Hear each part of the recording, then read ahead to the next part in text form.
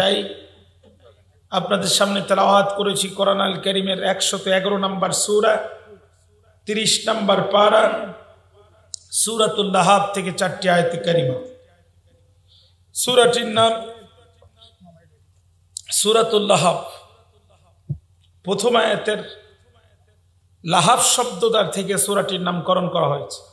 লাহাব শব্দের অর্থ হচ্ছে অগ্নি স্ফুলিঙ্গ, আগুনের লেলিহান শিখা। আগুন জ্বলতে জ্বলতে যে শীষ উঠে, এই শিখাকে লাহাব বলা হয়। সূরাটি নাজিল হয়েছিল মক্কায়। সূরাটির মধ্যে রুকু সংখ্যা 1টি, আয়াত সংখ্যা 4টি। আমি তেলাওয়াত করেছি 4টি আয়াতে কারিমা। সূরার পরিচিতি শেষ। 2 নম্বর হচ্ছে আল মুনাসাবাতু বাইনা সূরাতাইন, দুই সূরার মধ্যকার সম্পর্ক।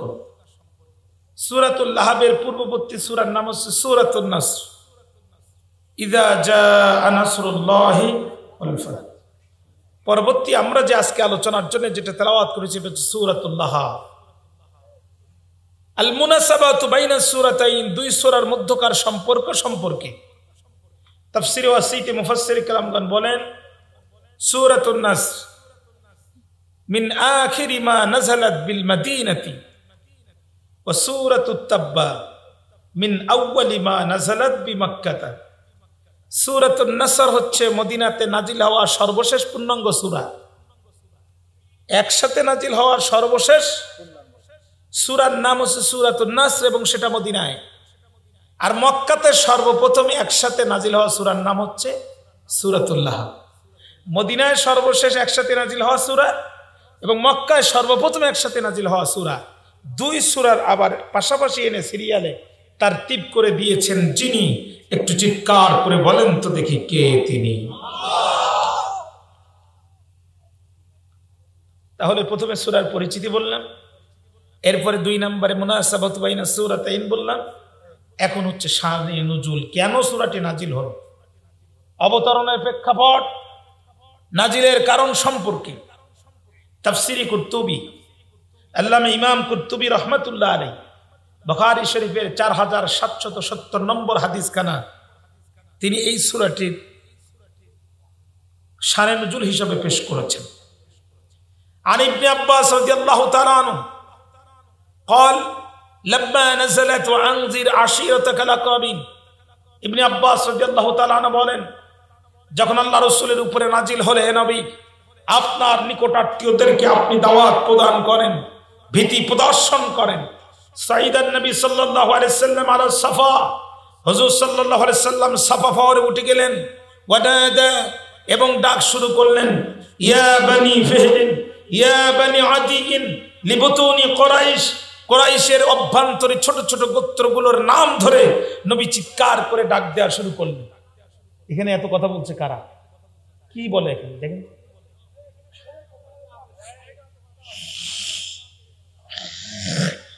কি অফ করে দেবে?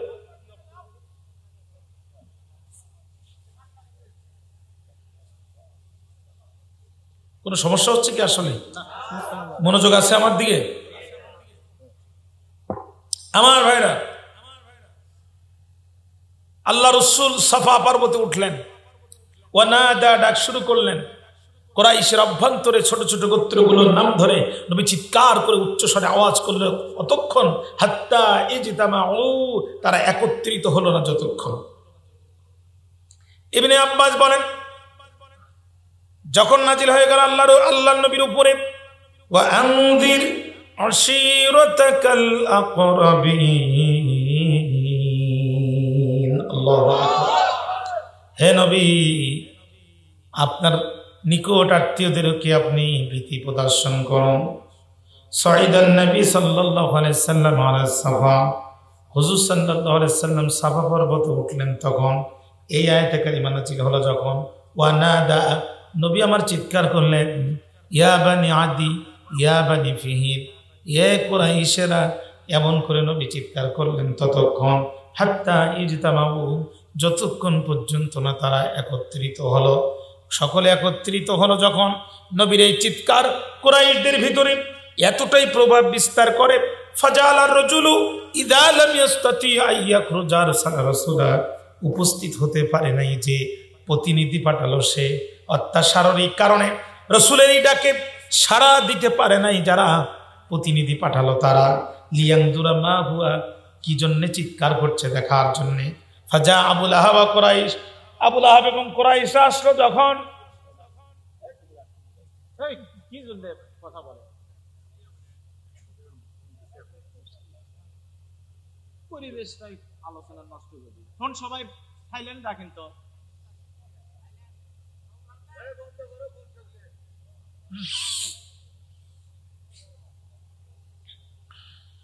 বাইরে আমার আপনাদের আসলে কষ্ট হচ্ছে নাকি? আমি সরাসরি কোরআন থেকে আলোচনা শুরু করছি, প্রতিটি সেকেন্ডে ফেরেশতা আপনার নামে সওয়াব লিখতে থাকবে। একটু মনোযোগ দেন। এই মাহফিলে আপনার কোনো কারণে ডিস্টার্ব হওয়া মানে আপনি গুনাহ শামিল হবেন। এবং কেটা কোন জায়গাতে ফোন রিসিভ করতে আপনি আমার চোখকে এত সহজ মনে করেন না। এই বগুড়াতে এসে আমি 13-14 বছরে একটা, দক্ষিণবঙ্গের একমাত্র বক্তা আমি যে উত্তরবঙ্গের সবচেয়ে লম্বা সময় দিই। আপনাদের আমি সব চিনি, আমি দক্ষিণবঙ্গের চেয়ে উত্তরবঙ্গের রাস্তাঘাট বেশি চিনি। আপনাদের তবিয়ত সম্পর্কে আমার খুব ভালো ধারণা আছে। মনে করেন না যে ফোন কেটা রিসিভ করলে আমি চোখে দেখি নাই। বুঝেন তো, আপনি একটা আলোচনাকে ব্রেক করে দিলেন। আল্লাহ আমাদের উপর দয়া করুন। এটা আদব, কোরআনের মাহফিলে বসার আদব। মানে এই জাতির মানে মসজিদে লেখাই থাকে নামাজের সময় মোবাইল বন্ধ করো।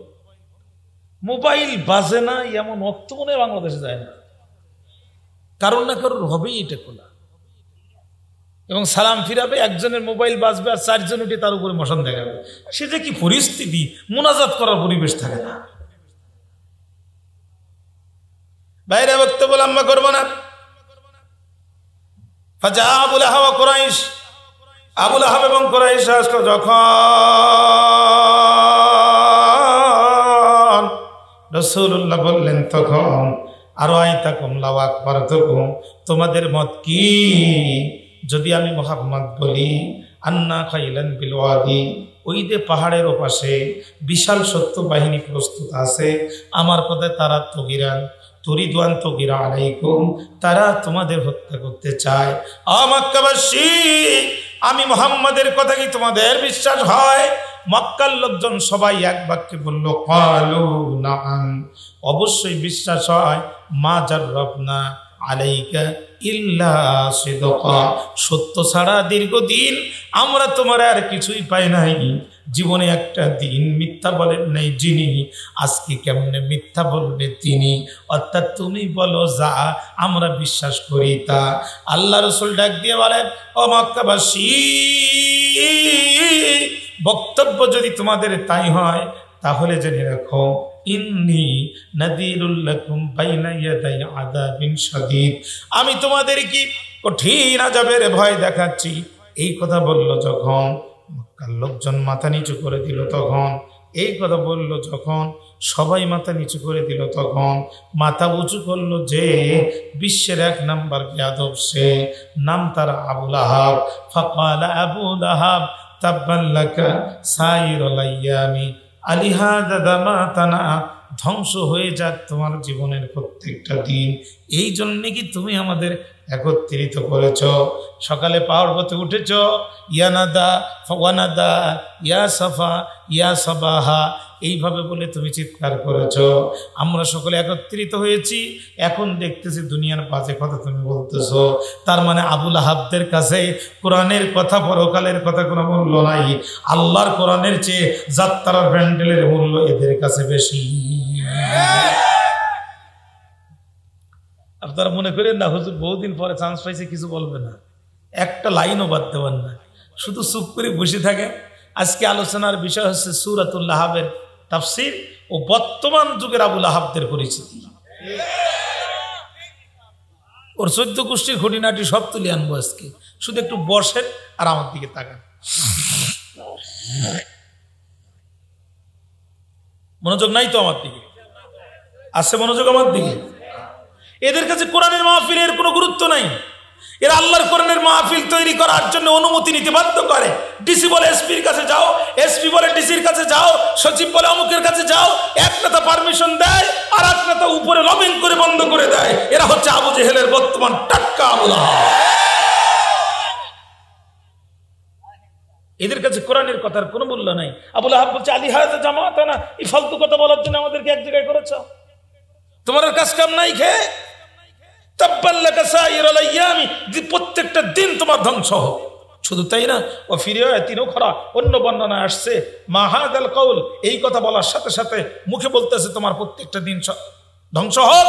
আখাযা বিয়াদি আল হাজারা, হাতের মধ্যে নিচে পাথর, লিয়ারমিয়ান নবী সাল্লাল্লাহু আলাইহি সাল্লাম, আল্লাহর নবীকে মারার জন্য। হাতের মুখে বলতেছে তোমার দিন ধ্বংস হোক, হাতে নিচে পাথর, আল্লাহর নবীকে মারবে। আল্লাহ কয় জিবরিল আর দেরি করিস না, আমার নবীর ধ্বংস চায়, আমি আল্লাহ তো বসে থাকতে পারি না, জানায় দে তাব্বাত ইয়াদা আবি লাহাব ওয়া তাব, আমার নবীর দিন ধ্বংস হবে না, দুহাত ধ্বংস হোক আল্লাহ। ওয়াতাব্বা এবং ধ্বংস হয়েছে। আপনারা কথাবার্তা বলেন না, আমাকে নিরাপত্তা দিয়ে সহযোগিতা করেন।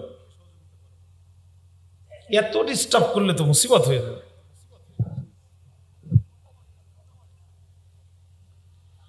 ভাইরা আমার খেয়াল করেন, প্রথমটা হচ্ছে তাব্বাত ইয়াদা আবি লাহাব ওয়া তাব, এইটাকে আরবিতে দুআউন আলাইহি বলে, মানে বদদুয়া।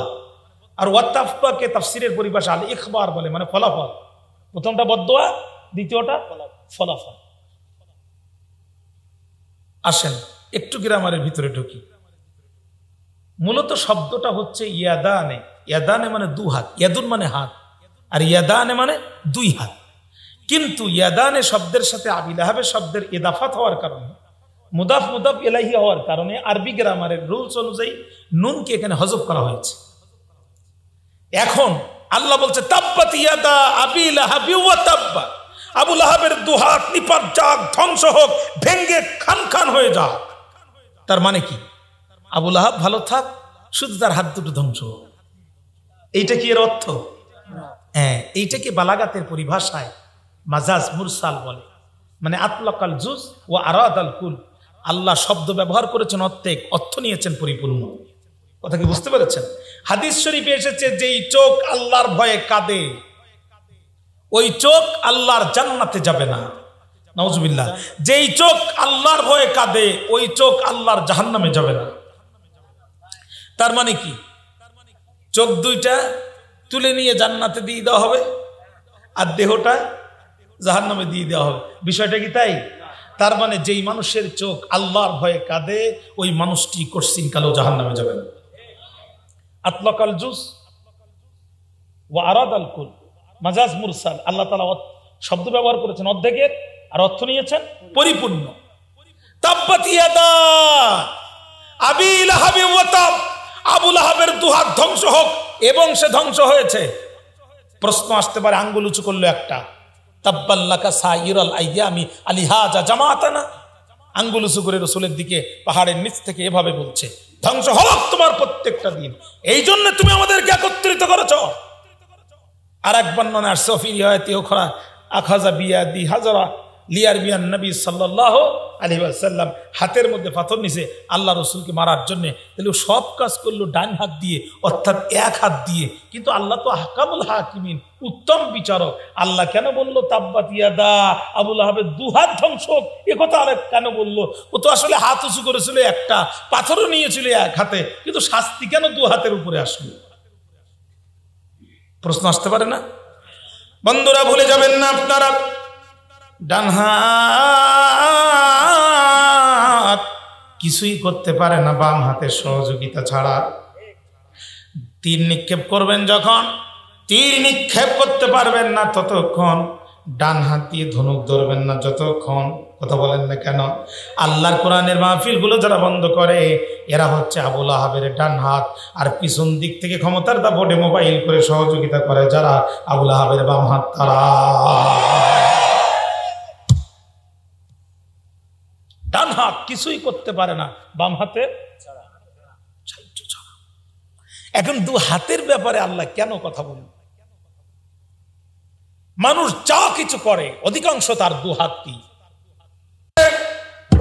অনুমতি নিতে বাধ্য করেছে। আর অনুমতির নামে তাল তামাশা করে বছরের পর বছর কোরআনের দাওয়াতে যারা বাধাগ্রস্ত করেছে, আগামী দিনে দেশের প্রত্যেকটি মাটির উপরে তাদের হাঁটা চলা নিষিদ্ধ ঘোষণা করা হবে।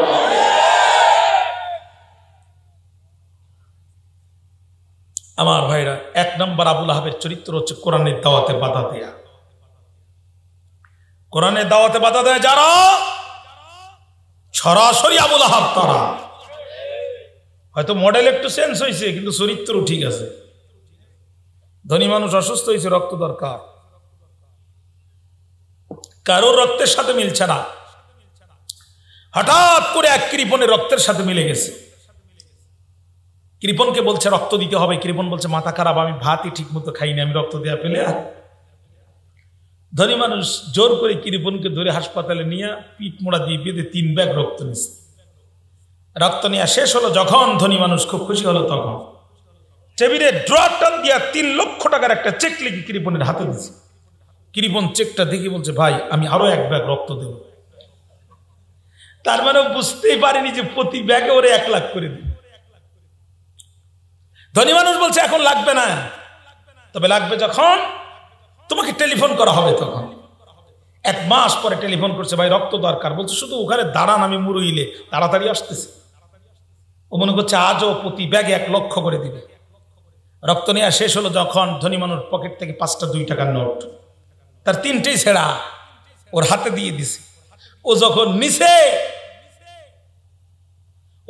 নিছে দেখে মেজাজ খারাপ, ঠাস করে ফেলে দিয়ে বলছে ফাজলামি করেন।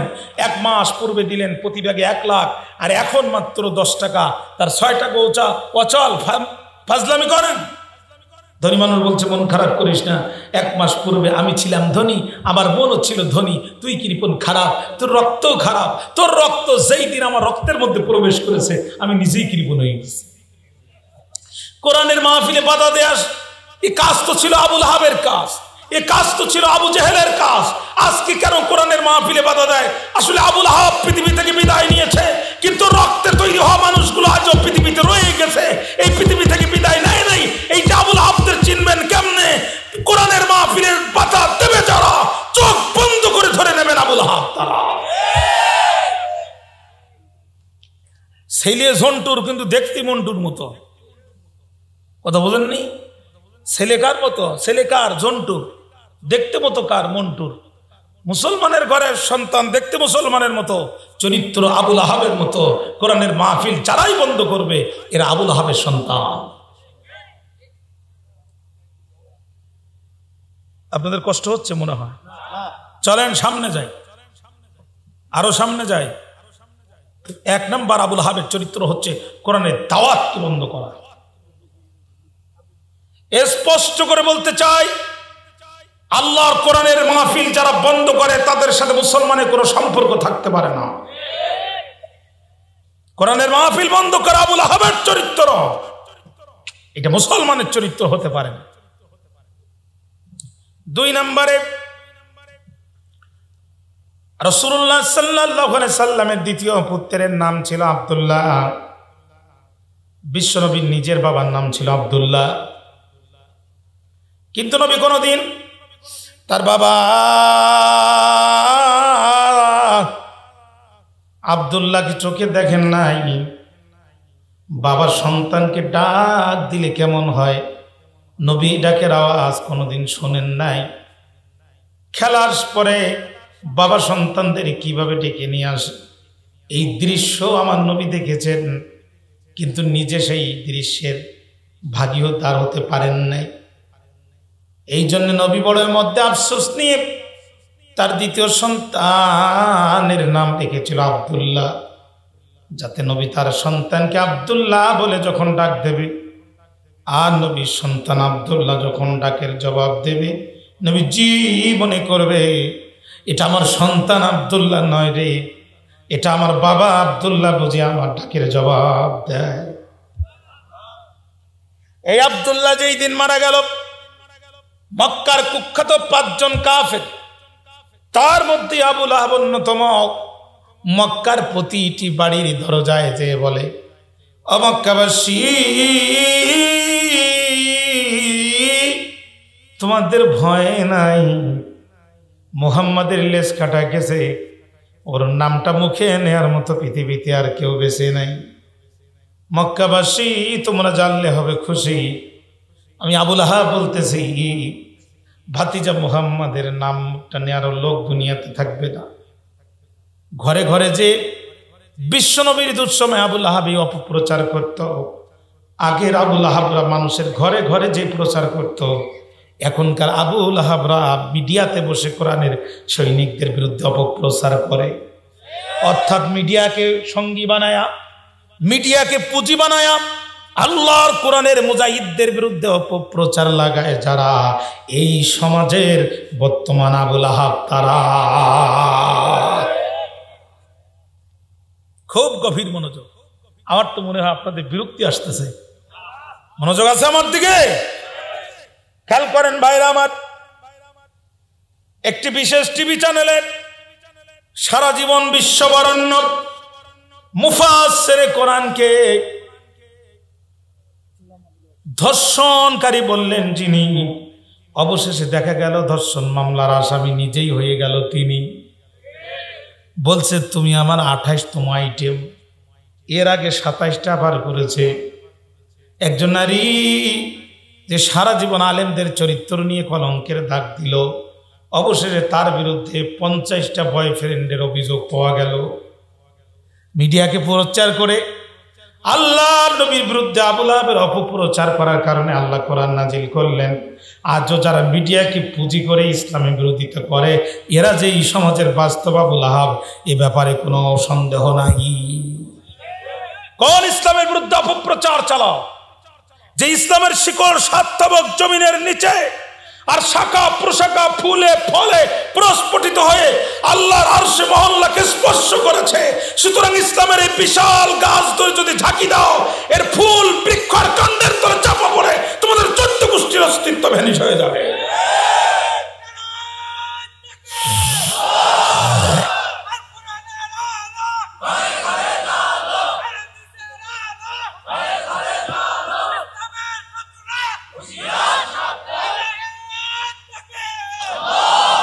নবীর লেজ কাটা গেল, নাম নেয়ার মতো কেউ নাই। আল্লাহ তাড়াতাড়ি করে জিব্রাইল, আর দেরি সময় নেই দেরি করার, আবার নবীকে বলে দে না, কোনো কারণ নেই টেনশন করার, কারণ আমি আল্লাহ তাআলা তাকে দান করেছি হাউজে কাউসার। জোরে বলেন আল্লাহু আকবার। ইন্না আতাইনা কাল কাউসার। নবীর দ্বিতীয় পুত্র মারা যাওয়ার পরে রাসূলের বিরুদ্ধে সবচাইতে বেশি অপপ্রচার চালিয়েছিল যে এই আবুল আহাব। সেই 3 নাম্বার, আল্লাহ নবী একদিন বলেছিলেন, চাচা আমি মুহাম্মদ জান্নাতের পথে দাওয়াত প্রদান করি, আর আপনি আমার দাওয়াতের প্রধান বিরোধিতাকারী। চাচা আপনি আমার বড় আপনজন, কালেমা গ্রহণ করেন এখন। আবুল আহাব বলে, ভাতিজা আমি যদি কাল্লা তোমার চাচা ফাইন্যান্স মিনিস্টার, অর্থমন্ত্রী মক্কার সাহিবুল কিন্তর, আমি যদি ইসলাম গ্রহণ, তোমার চাচা আবুল আহাব যদি ইসলাম গ্রহণ করে, তাহলে তোমার চাচা কি পেতে পারে? নবীজি ডাক দিয়ে বলেন, চাচা আপনি ইসলাম গ্রহণ করবেন যখন আপনার অতীত জীবনের সমস্ত গুনাহগুলো আমার আল্লাহ ক্ষমা করে দেবে, তখন আপনি জান্নাতি হয়ে যাবেন। আবুল আহাব তখন বলে, তাব্বান লিহাদাদ দ্বীন আনা কুনা ওয়া হাউলাই সাওয়া। ওই দিন ধ্বংস হোক, আমার চেহারা এত ভালো, আমার বংশমর্যাদা এত ভালো, আমি বীর মুত্তালিবের সন্তান, আমি বর্তমান ফাইন্যান্স মিনিস্টার, আমি ইসলাম গ্রহণ করলে পাবো যা একটা দাসও ইসলাম গ্রহণ করলে পাবে তা। সুতরাং একজন মন্ত্রী একজন দাসের জীবন ব্যবস্থা যেই ধর্মের সমান, ওই ধর্ম ধ্বংস হয়ে যাক। আজও যারা জানে ইসলাম সত্য, আগামীর পৃথিবী ইসলামের পৃথিবী, আগামীর ধর্ম ইসলামের ধর্ম, আগামীর দেশ ইসলামের দেশ, আগামীর বিশ্ব মুসলমানদের বিশ্ব, এটা জানার পরও যারা নেতৃত্ব কর্তৃত্ব মন্ত্রিত্ব চলে যাওয়ার ভয়ে ইসলামের বিরোধিতা করে, যারা বর্তমান যুগের 3 নম্বর সিরিয়ালের আবুল আহাব, তারা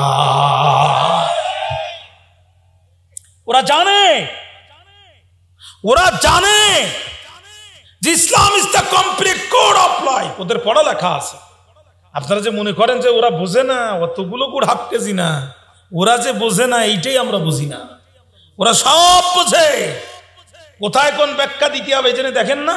লাকুম দীনুকুম ওয়ালিয়া দিন, বুখারী মুসলিম।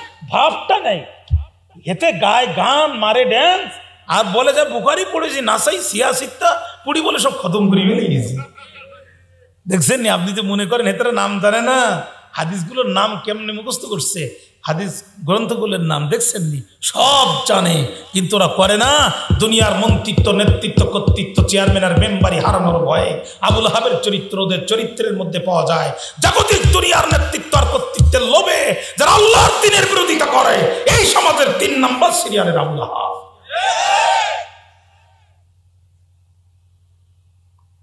সারা জীবন তো সূরা লাহাব দিয়ে নামাজ পড়ছেন, আজকে একটু আবুল আহাবে চিনে যান, দেখেন আপনার মসজিদে 2-5 জন আছে কিনা। কষ্ট হচ্ছে আপনাদের? কষ্ট হচ্ছে? চলেন আর একটু সামনে চলে যাই। ভাইরা আমার, নবুয়তের 4র্থ বছর বয়সে, নবুয়তের 4র্থ বছরে বিশ্ব নবীর বিরুদ্ধে নির্যাতনের স্টিম রোলার নেমে আসলো অনেক বেশি। নবী নামাজ পড়তেছিলেন যখন, আবুল আহাব পাশ দিয়ে যাচ্ছিল তখন, আল্লাহর নবী সিজদায় গেল যখন, আবুল আহাব তার প্রতিবেশী উকবা বিন আবি মুইনকে ডাক দিয়ে বলতেছে, ওই যে উটের নাড়ি ভুড়ি, ওই নাড়ি ভুড়িটাকে একটু নেওয়া যায় আর মুহাম্মাদের ঘাড়ের উপরে কি একটু চাপাই দেওয়া যায় না? এই কথা বললো যখন, উকবা বিন আবি মুইন চলে গেল তখন, যাওয়ার পরে আল্লাহ রাসূল সিজদায় গেল যখন, উকবা বিন আবি মুইন নাড়ি ভুড়িগুলো নিয়ে বিশ্ব নবীর মাথার উপরে চাপাই দিল তখন, আর নবীর মাথার উপরে চাপাই দিল তখন নবীর দম বন্ধ হয়ে আসলো। ফাতিমা রাদিয়াল্লাহু তাআলা আনহা দূর থেকে দেখে তাড়াতাড়ি দৌড়ায় যায় নাড়ি ভুড়িটি তুলে ফেললো। যখন দুজাহানের পয়গম্বর উঠে দাঁড়াতে পারলো তখন, আগের আবুল আহাবরা নবীজির মাথার উপরে নাড়ি ভুড়ি চাপাতো, আর বর্তমান আবুল আহাবরা নবীর উম্মতের মাথার উপরে মামলা চাপা।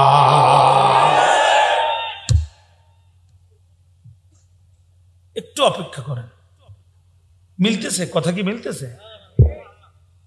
দেখেন, বগুড়ার দুপচাচি আজ থেকে আরো প্রায় 4-5 বছর আগে আমি বক্তৃতা করে আসতেছি। গায়ের জামা কাপড় জীর্ণ শীর্ণ, আমাকে পিছন দিক থেকে ধরে চোখের পানি ছেড়ে দিল। আমি বললাম, ভাই কারণ কি? কয় মা ভাই, আমি রাস্তায় দাঁড়িয়ে বিক্রি করি মুড়ি, শুধু মাহফিলে আল্লাহু আকবারের আওয়াজ দেওয়ার কারণে এই সমাজের আবুল আহাবদের কলিজার মধ্যে আগুন জ্বলেছে। মামলা দিতে দিতে আমার মতো মরাব গরিব মানুষের নামে 14টি মামলা লাগিয়েছে। কথা বলেন না কেন? 14টি মামলা। হাজী সাহেব মক্কায় মামলা হয় বাংলায়, কথা বলেন। হাজী সাহেব কবরে মামলা হয় উপরে। 4 বছর আগে হাজী সাহেব মারা গেছে, 4 বছর পরে হাজী সাহেবের নামে মামলা। চাচি আম্মা থানায় যে বলে, ওসি সাহেব, বুড়ার সাথে আমার এত বেশি সম্পর্ক ছিল, একটা রাত ওপর আমার ছাড়া অন্য কোনো জায়গায় থাকতে নাই দিল, কিন্তু মারা গেল যখন আজ পর্যন্ত উঠলো না। তখন আমি শুনলাম মাঝখানে একদিন উঠে নাকি ককটেল মেরে আবার গেছে। আমার মনে বড় দুঃখ। 70টা বছর যার সাথে আমি আমার জীবন কাটিয়েছি, 4 বছরে মাত্র একবার উঠলো, ককটেল মেরে দ্রুত কবরে ঢুকলো, আমার সাথে একটু দেখা করার সময় পর্যন্ত পেল না। ওসি সাহেব চিন্তা করবেন না, আমি নাম ঠিকানা মোবাইল নাম্বার দিয়ে গেলাম। বুড়া যদি কোনোদিন কবর থেকে উঠে, তুলে শুধু আমার কাছে দেবেন, রিমান্ডে নিতে হয় কোন কায়দায় ওটা আমি বুড়ি দেখব না, আপনার চিন্তা করা লাগবে না। এই জাতের আবুল আহাব সমাজে আছে না? না।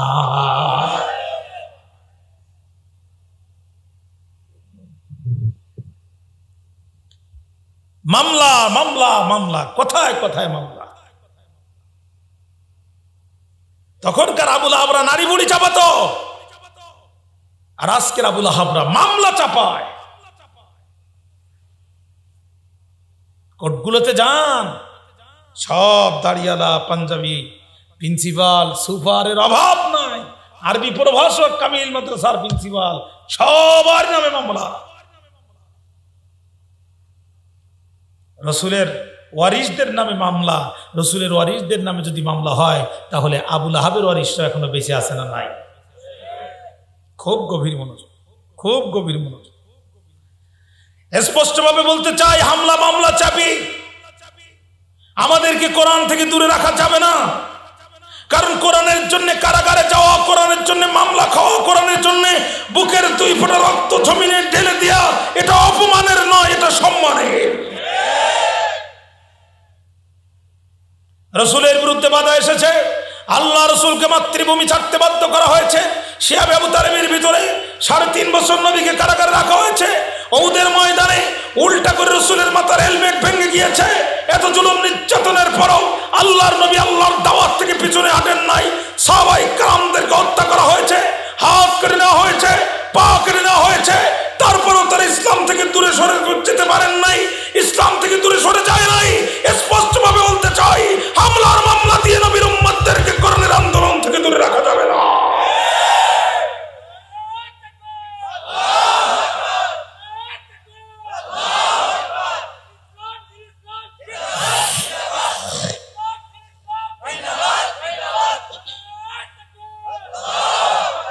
আমার ভাইরা,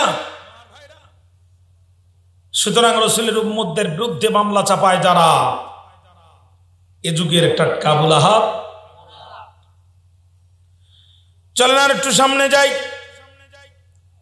কোরআনের দাওয়াত দেওয়ার বন্ধ করে দেওয়ার কারণে আল্লাহ নবীর বিরুদ্ধে মক্কার কাফেররা অবরোধ দিল। যখন আবু লাহাব নবীর পক্ষ না নিয়ে কাফেরদের পক্ষ নিল, তখন আমার দিকে তাকান, কষ্ট হচ্ছে, তখন বিরক্ত হয়ে গেছেন আপনারা। আবু লাহাব তখন নবীর পক্ষ নিল না, বরং কাফেরদের পক্ষে নিল। বন্ধুরা আমার, একান্ত আপনজনেরা আমার, নবী পরিবারের কাছে কোনো বিক্রি করা নিষিদ্ধ করা হলো। দূর থেকে ব্যবসায়ীরা আসলো যখন, আবু লাহাব তাদেরকে বলল, সব চান্সের ভরসা আছে, বাই চান্সের ভরসা নাই। ওদের কাছে যদি একটু টাকা পয়সা বেশি নাও, অসুবিধা কোথায়? ওদের কাছে এখন কেউ মাল বিক্রি করে না, তোমরা এই সুযোগটা হাতছাড়া করো না।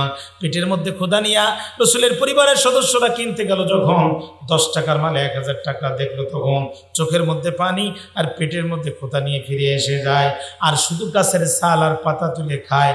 এমন পর্যায়ে হয়ে গেল, গরু ছাগলের বাথরুম যেমন গুটি গুটি হয়, রাসূলের পরিবারের সদস্যদের বাথরুম ঠিক তেমন গুটি গুটি হয়ে গেল।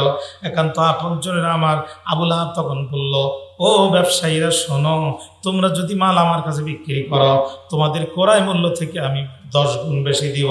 যদি বিক্রি করতে চাও, আমার পাঁচিলের মধ্যে ঢুকে যাও। এবার আবু লাহাবের বাড়ির মধ্যে ঢুকে তালা দিয়ে কয়, যেই টাকা দিয়ে করছো ক্রয়, একই টাকা দিয়ে করবা বিক্রয়, তা না হলে জানো হারাবা, ভালো হারাবা। জিম্মি করে মাল ক্রয় করে নিল। আজও জাতিকে জিম্মি করে 88 টাকার পেট্রোল এক রাতের মধ্যে 135 টাকা বানায়, 60 টাকার চিনি 120 টাকা বানায়। যারা জাতিকে জিম্মি করে নীরব দুর্ভিক্ষ তৈরি করে দিয়েছে, যারা বর্তমান যুগের আবু লাহাব, তারা।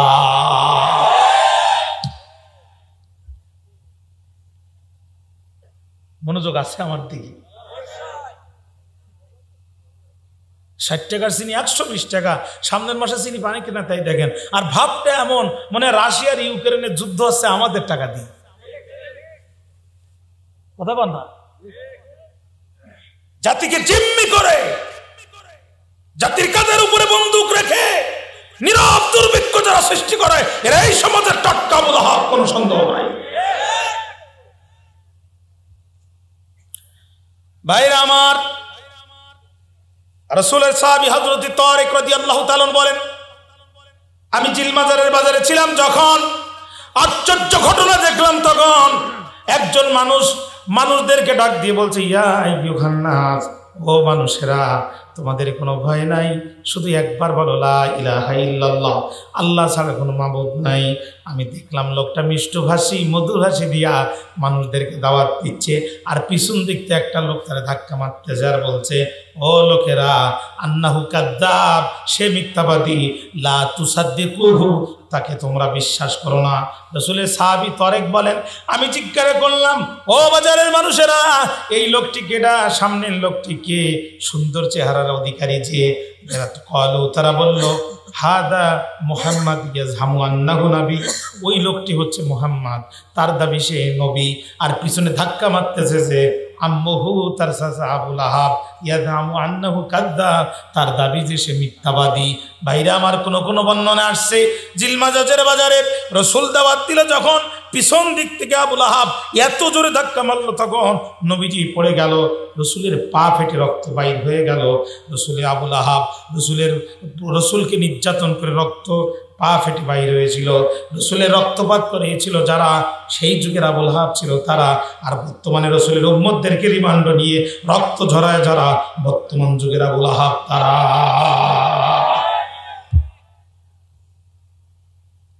পরিষ্কার কথা। চারটি আলের মাঝে বোনা খিচুড়ি খেয়ে ইসলাম কায়েম হয় নাই। ইসলাম কায়েমের জন্য বুকের তাজা রক্ত দিতে হয়েছে। জমিনে এমন কোন পয়গম্বর নাই যিনি আঘাত গ্রহণ করেন নাই। দুইজন পয়গম্বর কেবল মার খান নাই, একজন হচ্ছে আমাদের আদি পিতা আদম আলাইহিস সালাম, তাকে মারার মতো বাপের বেটার জন্ম হয় নাই, কারণ তিনি ছিলেন আমাদের প্রথম বাবা, প্রথম বিজ্ঞানী। তিনি ছিলেন আমাদের এই পৃথিবীর প্রথম মানুষ। তার মাধ্যমে গোটা পৃথিবীতে অসংখ্য মানুষকে আল্লাহ ছড়িয়ে দিয়েছেন। দুই নম্বর মারখান নাই যিনি দাউদ আলাইহিস সালামের ছেলে হযরত সুলাইমান আলাইহিস সালাম, তিনি বাবাও রাজা ছেলেও রাজা। ওর চোখের দিকে চোখ তুলে তাকাবে কেবা, দেখবেন চেয়ারম্যানের থেকে চেয়ারম্যানের ছেলের ভাবভঙ্গি একটু বেশি হয়। ও রাস্তা দিয়ে হুন্ডা নিয়ে যায়, হেলে দুলে যায়, জোরে গ্যাস দেয়, হরেন জোরে দেয়, ও ঠিক মতো ব্রেক করে না। সামনে যখন স্পিড ব্রেকার বাদে একটু দোলন দিয়ে চলে যায়, সবাই তাকায় আর হাই রে হাই, চেয়ারম্যানের বেটায় যায়। আমাদের আঞ্চলিক ভাষায় কয় বাঁশের চেয়ে কুঞ্চি নাকি বেশি শক্ত হয়। দাউদ আলাইহিস সালাম প্রেসিডেন্ট, সুলাইমান আলাইহিস সালাম তার ছেলে। একটা বুড়ি 2 কেজি আটা নিয়ে রাস্তা দিয়ে হেঁটে যায়, বাতাস বুড়ির আটাটা নিয়ে গেল উড়ায়। বুড়ি চলে গেল দাউদ আলাইহিস সালামের দরজায়, ও দাউদ, তোমার রাষ্ট্রের বাতাস আমার আটা উড়াই নিয়ে যায়। দাউদ গো, ও বিচার চাই, বিচার চাই, বিচার চাই। দাউদ আলাইহিস সালাম ডাক দিয়ে বলে, বুড়িমা টেনশন করার দরকার নাই, কি আছিস রে? খাদ্য বিভাগের কর্মচারী। বুড়িকে 1 বস্তা আটা দে তাড়াতাড়ি। বুড়ি কিন্তু মহা খুশি, গেছে কম পাইছি বেশি। মনে মনে কয় গেল 1 কেজি দিল 1 বস্তা। দাউদের দরবারে কি আটা এতই সস্তা? এবার যখন হাসতে হাসতে বস্তা নিয়ে চলে যায়, সুলাইমান আলাইহিস সালামকে প্রতিমধ্যে রাস্তার মাঝখানে দেখা যায়। সুলাইমান আলাইহিস সালাম ডাক দিয়ে বলে, বুড়িমা পয়গম্বর দাউদকে যে বলো বিচার সঠিক হয় নাই। বুড়ি বলে, বাবা আমার আর দরকার নাই, আমার কি লজ্জা শরম নাই? যে মহান বিচারক 1 কেজির বদলে 1 বস্তা দেয়, কেমনে আবার তার কাছে যাওয়া যায়? আর বিচার ঠিক হয় না এই কথা বলা যায়? বুড়ি ডাক দাউদ সুলাইমান আলাইহিস সালাম ডাক দিয়ে বলে, বুড়িমা 1 কেজি 1 বস্তা বুঝি না, শুধু এতটুকু বুঝি, ইনসাফ ভিত্তিক বিচার ব্যবস্থা কায়েম হবে না যতদিন সুলাইমানরা রাজপথের 1 ইঞ্চি মাটি জমিনে ছেড়ে দেবে না ততদিন। কথা বলেন না কেন?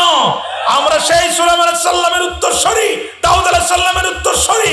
আমাদের পয়গম্বররা সমাজে ন্যায় আর ইনসাফ ভিত্তিক সমাজ রাষ্ট্র কায়েমের জন্য সংগ্রাম করেছে, তাদের রক্ত দিয়েছে, কারাগারে গিয়েছে, 1 ইঞ্চি মাটি বাতিলের কাছে ছেড়ে দেয় নাই। ও ভাইরা, আজকে 2 হাত তুলে আল্লাহর কাছে শপথ করেন, প্রয়োজন হলে আসি মুখে কারাগারকে মেনে নিব, বুকের 2 ফোঁটা রক্ত জমিনে ঢেলে দিব, কিন্তু বাংলার এই ভূখণ্ডের পবিত্র মাটি 1 ইঞ্চি কোরআন বিরোধীদের কাছে ছেড়ে দেব না। কথা বলেন ঠিক না ঠিক? আমার ভাইরা, ওর উপরে তুমি লেলিয়ে দাও। নবীর বদ্ধ কারেন্টের মতো কবুল হয়ে গেল। কিছুদিন পরে এবার সে যখন বাড়িতে আসলো, আবুল আহাব ডাক দিয়ে বলছে, উতাইবা তুমি তো বাড়ি থেকে খুব স্পিরিটে বাইরে হয়ে গেলে যে তোমার শ্বশুর মোহাম্মদকে অপমান করবে, কি করেছো? কয়, আব্বা আমি তার মুখের পরে বলেছি তোমার মেয়েকে তালাক দিয়েছি। আব্বা আমি বলেছি তোমার উপরে নাজিল হওয়া সূরা নাজমের 2টা আয়াত মানি না। আব্বা আমি বলেছি যে তোমার চাদর ছেড়ে দিলাম। আব্বা শেষ পর্যন্ত আমি তারে তত নিক্ষেপ করে দিলাম। আবুল আহাব মুস্কি মুস্কি হাসে, কিন্তু কিছুক্ষণ পর মন খারাপ। আবুল আহাবে কয়, ও আমার ছেলে উতাইবা, মোহাম্মদ কি তোমারে কিছু বলেছে? কয়, একটা লাইন বলেছে। কই কি বলেছে? কয়, আল্লাহুম্মা সাল্লি আলাইহি কালবাম মিন কিলাবিকা, আল্লাহ তোমার কুকুরের ভিতর থেকে একটা কুকুর তার উপরে লাই দাও। আবুল আহাব তখন মনে বলে উতাইবা রে, তোর উইকেট এবার পড়ে যাবে। হ্যাঁ, তোর উইকেট এবার পড়ে যাবে, প্রথম উইকেটের পতন হবে। যদিও আমি আমার ভাতিজার উপরে বিশ্বাস স্থাপন করি না, কিন্তু আমার ভাতিজা যে কথা বলেছে বাস্তবায়ন হয় নাই এমন দৃশ্য আমি আবুল আহাব দেখি নাই। আপনাদের তো ঘুম আসতেছে আমার মনে হচ্ছে, আসেন আমার সাথে আসেন। আমার গলাটা একটু হঠাৎ করে বসে গেছে বিগত 3-4 দিন, তো আমাকে একটু সহযোগিতা করেন আপনারা। আর যদি রাগ করেন তাহলে আমি দোয়া করে দিই, সময় মতো আমি করবান। বসে ভাইরা আমার, মনোযোগ নাই তো আমার দিকে। ভাইরা আমার, কিছুদিন পরে আবুল আহাব উতাইবাকে নিয়ে সামনে গেল, যখন সিরিয়ায় ব্যবসায় গেল, যখন প্রতিমধ্যে সন্ধ্যা হয়ে গেল, তখন আর সন্ধ্যা হয়ে গেল যখন আবুল আহাব আর উতাইবা চিন্তা করলো, তখন আহারে সন্ধ্যা যখন হয়ে গেল তারা এক জায়গায় দাঁড়িয়ে গেল, আশপাশে তাকায় দেখে বাঘ দেখা দিচ্ছে। সঙ্গে সঙ্গে আবুল আহাবের কণ্ঠ নরম হয়ে গেছে। উতাইবাকে ডাক দিয়ে বলে, রে উতাইবা, কিছু খেয়াল করেছো? কয়, আব্বা বাঘ তো চারিদিকে ঘোরাঘুরি করছে। আবুল আহাব কয়, চুপ কর। উতাইবা বলে, বাবা তোমার কণ্ঠ কেন নরম হয়ে গেছে? আবুল আহাব কয়, দেখিস না বাঘ দেখা গেছে।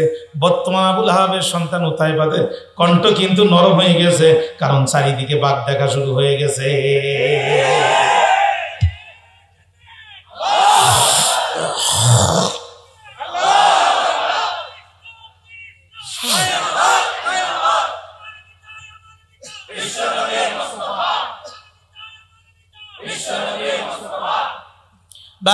আমার একান্ত আপনজনেরা, আমার কথা আমি ভুলি নাই। আবুল আহাব বড় চিন্তিত হয়ে গেল। আবুল আহাব দ্রুত উটগুলোকে চারিদিকে সাজাই দিল। আমার ভাইরা, আলোচনা চলুক, এটাকে আপনারা চান? তাহলে আমার উপরে একটা ছোট্ট দায়িত্ব আছে। এই দায়িত্বগুলো আসলে প্রধান বক্তার জন্য পালন করা খুব কঠিন। তো তারপরেও আমি একটু 2 মিনিটে কাজটা সেরে নিতে চাই। কর্তৃপক্ষের ভাইরা একটু তাড়াতাড়ি ওঠেন, খুব গুরুত্বপূর্ণ কিছু কথাবার্তা সামনে বাকি আছে। আশা করি আপনারা মাহরুম হবেন না এবং জায়গা থেকে উঠবেন না। খুব দ্রুত ভিতরে ঢুকে পড়েন। আর আপনারা যারা দিবেন মসজিদখানা চেহারার দিকে একটু তাকান, যদি আপনাদের কলিজায় একটু মায়া হয়। এই যে কর্তৃপক্ষের ভাইরা ভিতরে ঢুকে গেছে, 2000, 5000, 10,000 ভাই যে দেয়ার নিয়ত করেছেন একদম দেরি করেন না। কোরআনের আবুল আহাব বলল, কাবিলার লোকেরা দেরি করিস না, বাঘ দেখা দিয়েছে, জলদি করে উটগুলো চারিদিকে ঘিরে দে। উটগুলো চারিদিকে ব্যারিকেড দেওয়া হলো। উটের পিঠের মালপত্রগুলো এক জায়গায় করে গাঠটি দিয়ে উঁচু করে দেওয়া হলো। এরপরে উতাইবাকে উপরে উঠে দিয়ে আবুল আহাব আস্তে করে তার সন্তানকে সেভ করবে। উতাইবা বাবার দিকে মুস্কি মুস্কি হাসে আর বলে, আব্বা এইগুলো করে কি তুমি আমার ট্যাকেল দিতে পারবা? মুহাম্মদ মক্কায়, আমি সিরিয়ায়, ওখান থেকে দোয়া করেছে আর এখান থেকে বাঘ দিয়ে আমার রাডারে মারতেছে। আব্বা সে যে কি জিনিস ওটা তুমি চিনতে পারো নাই, ওটা আমি চিনতে পেরেছি। মারবে এখানে, আল্লাহ পড়বে কবরে। সে এখন মক্কায় আর আমি আছি সিরিয়ায়, ওখান থেকে দোয়া করে এখানে বাঘ আমার পিছনে লেলিয়ে দিয়েছে। আব্বা আমার জীবন যায় যাক, তোমার জীবন যদি বাঁচাতে যাও জিন্দেগি তো যেন আর তার বিরোধিতা করো না।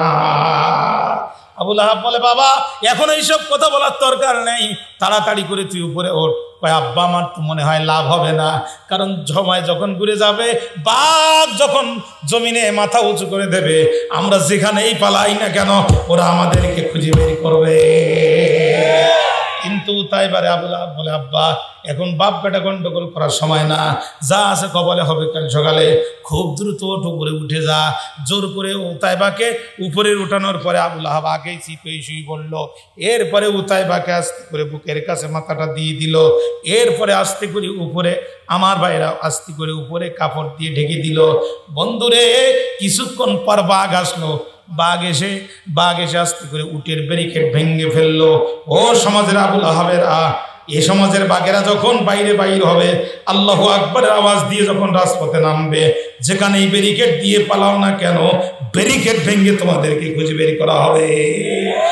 ভাইরা আমার, বাঘ উটের ব্যারিকেড ভেঙে ভিতরে ঢুকে গেল। ঢুকে আস্তে করে ঘেরান লাগাই দিল। নাক লাগাই দিয়ে কয়, উতাইবার ঘেরান তো আমাদের নাকে আসতেছে, কিন্তু মাল গেল কই? ঘেরান পাচ্ছি, মাল তো নাই। ঘেরান পাওয়া যাচ্ছে, কিন্তু মাল গেছে কই? বাঘ চারিদিকে ঘোরে, ঘেরান পায় কিন্তু মাল পায় না। যেই বাঘের নাকি আল্লাহ তাআলা বাপ বেটা এক জায়গায় শুয়ে আছে, কিন্তু বাবার শরীরের ঘেরান না দিয়া বাঘের নাকি সন্তানের ঘেরান যে আল্লাহ দিয়েছে, আমি জানতে চাই ওই আল্লাহ যে আছে না না? ভাইরা আমার, আস্তে করে বাঘ নিচে তাকিয়ে দেখেও নিচের দিকে কিছু নাই, এইগুলো সব গাঠি বস্তা। উপরের দিকে তাকিয়ে দেখে ওই যে মানুষ আছে বলে মনে হয়। এক বাঘ আর এক বাঘরে ভাই কি করবি, কই ওখান থেকে তুলে এনে খাওয়া হবে। ও সমাজের আবুল হাবেরা, যত উপরে পালাও না কেন, একদিন ওখান থেকে টান মেরে রাজপথে নামানো হবে। ভাইরা আমার, বাঘ আস্তে করে উপরে উঠে গেল। আস্তে করে বাঘ খুঁজে পায় না, চাদর দিয়ে ঢাকা। মাথার কাছে গেল যখন, বাঘ চাদরটা উঠে দেখলো তখন মাথায় একটা। এবার পায়ের কাছে যখন আসলো, চাদর উঠে দেখে পা 4টা। চিন্তা করলো এখন ডিজিটাল আবুল আহাব, মাথায় একটা হেতের পা 4টা। আজকের সমাজদের আবুল আহাবদেরও পা 4টা, মানে এদের চরিত্র ইঁদুরের চরিত্র। দোষ তো এদের না, দোষ এদের বাবা আর মায়ের। কারণ এদের দাঁত যখন পড়ে যাওয়ার সময় হলো, বাবার মা শিখাই দিল দাঁতটা নাও আর ইঁদুরের গর্তের কাছে যাও, ইঁদুরকে বলে দাও, ইঁদুর ভাই আমারটা নাও আর তোমারটা দাও। নিজের দাঁত ইঁদুরের গর্তে নিয়া ইঁদুরের দাঁত যখন নিজের দাঁতে লাগিয়েছে, পরবর্তীতে বেটা যখন মন্ত্রী হয়েছে, জাতির টাকা সব কানাডায় পাচার করেছে।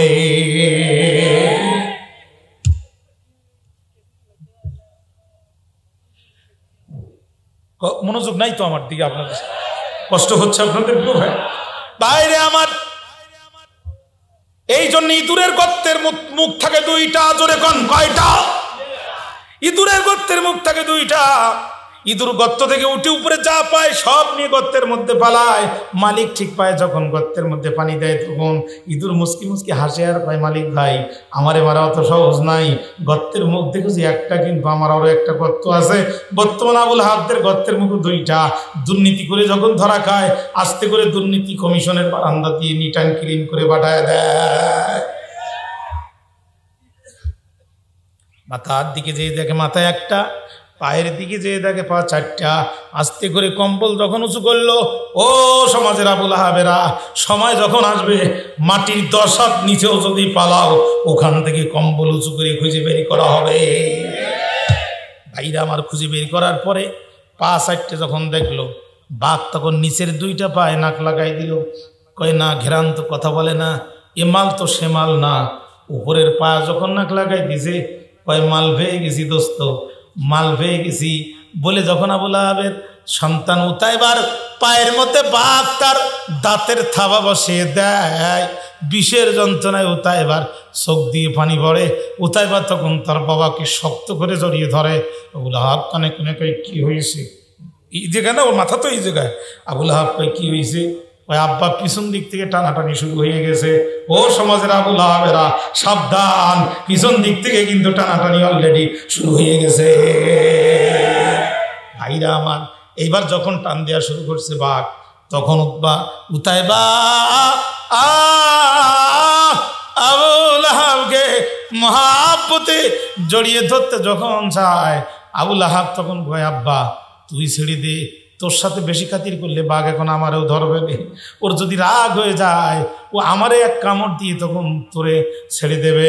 ও সমাজের উতাইবারা, ও সমাজের আবুল আহাবের সন্তানেরা, বাবাদের কথা শুনে মসজিদের ইমামের পাকে যারা গুলি করে পঙ্গু করে দিয়েছ, বিপদ যখন আসবে ওই বাবারা দুনিয়াতেও তোমাদের পরিচয় দেবে না, আখিরাতেও তোমাদের পরিচয় দেবে না।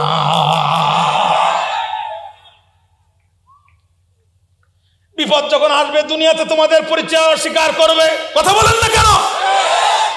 আর কিয়ামতের আখিরাতের আদালতে ওই বাবারা তোমাদের পরিচয় দেবে না। আমার আল্লাহ বলেন, ওয়াকাল আল্লাযীনা কাফারু, কাফেররা সেই দিন বলবে, রব্বানা আরিনাল লাযাইনি আদাল্লানা মিনাল জিন্নি ওয়াল ইনস নাজআলহুমা তাহতা আকদামিনা লিয়াকুনা মিনাল আসফালিন।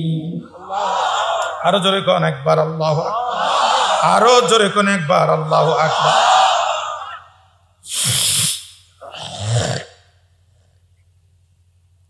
ভাইরা আমার, যেই দিন কর্মীরা জাহান্নামী হয়ে যাবে, আমার আল্লাহকে ডাক দিয়ে বলে, প্রভু গো,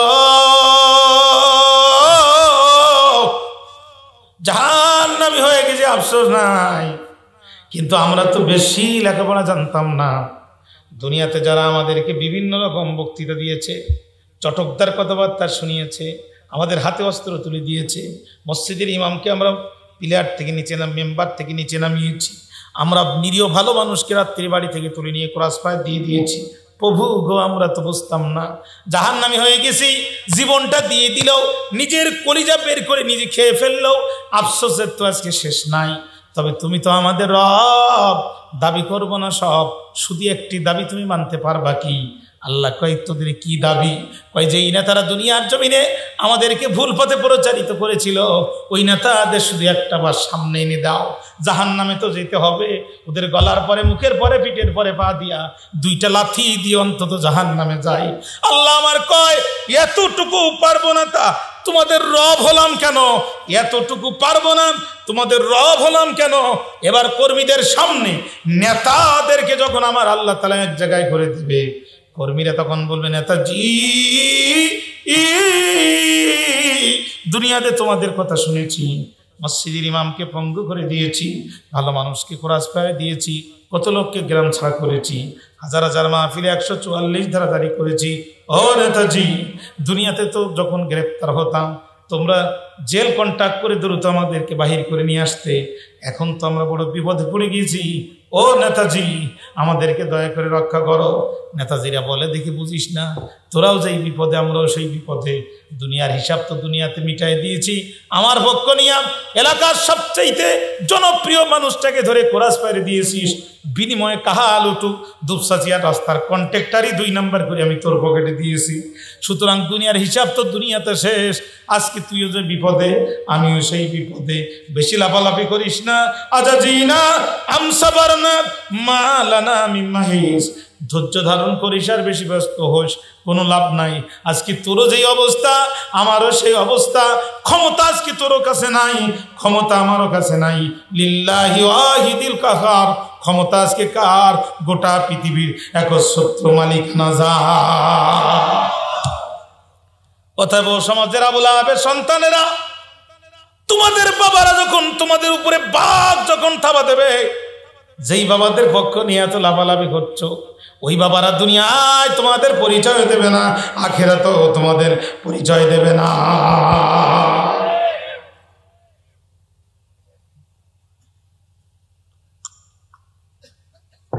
ঠিক না বেঠিক বলেন প্রিয় ভাই? বন্ধুরা আমার, বাঘ যখন ধরে টান দেয়, আবুল আহাবকে উতাইবা জড়ায় ধরে, বাবা আবুল আহাব বলে, উতাইবা তুমি চলে যাও বাবা, আমারে জড়ায়ও না।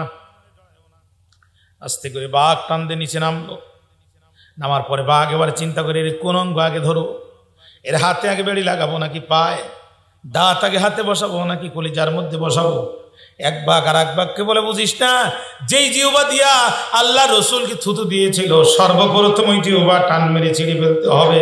ও সমাজের উতাইবারা, যেই জিহ্বা দিয়া বিশ্ববরেণ্য মুফাসসিরে কোরআনের বিরোধীকে তোমরা মিথ্যা মামলা খাড়া করে 14 বছর আজ কারাগারে ফেলে রেখেছো, পরিবেশ যখন পরিবর্তন হবে, তোমাদের এই মিথ্যা সাক্ষী আর মিথ্যা কথা অপপ্রচারের বিচার আগে হবে।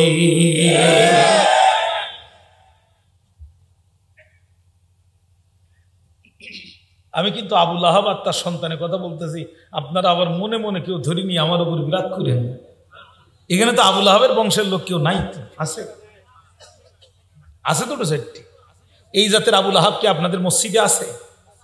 কথা কন না। এই দেশের মসজিদে এখন সব আবুল আহাব দিয়ে ভরে গেছে, বড় বড় আবুল আহাব দিয়ে ভরে গেছে দেশের মসজিদ। আহা, বাঘ আবুল আহাব আবু উতাইবাকে টুকরা করে ফেললো, অঙ্গ প্রত্যঙ্গ ছিঁড়ে ফেললো। আবুল আহাবের দলের প্রথম উইকেটে পতন ঘটলো।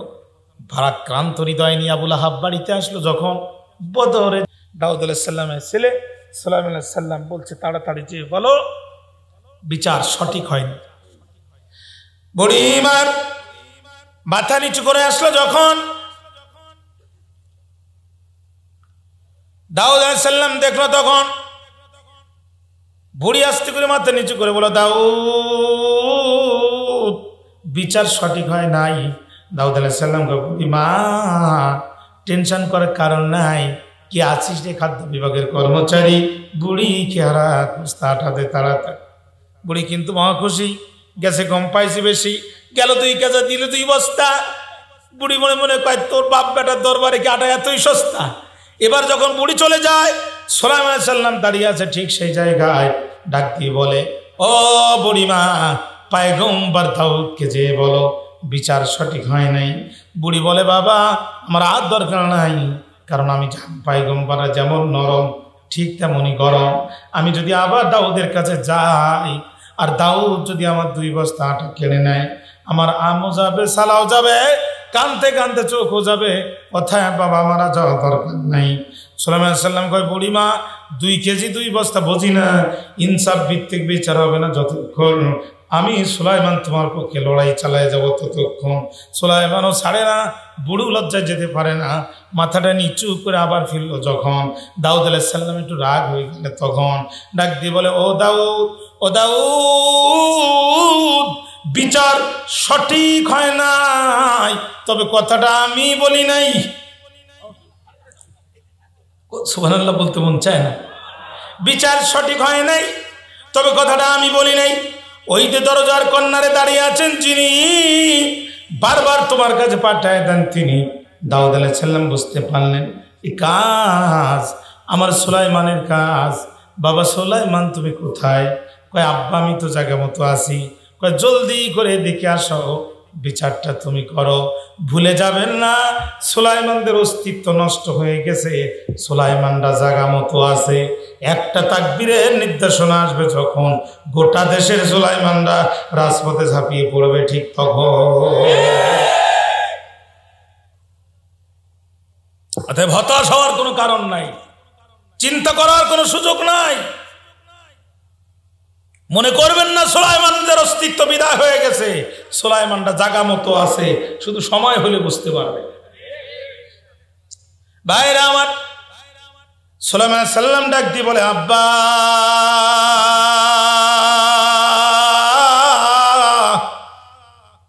আপনি জীবিত থাকতে যদি আমি বিচার করি বেয়াদবি হয়ে যাবে। বাবা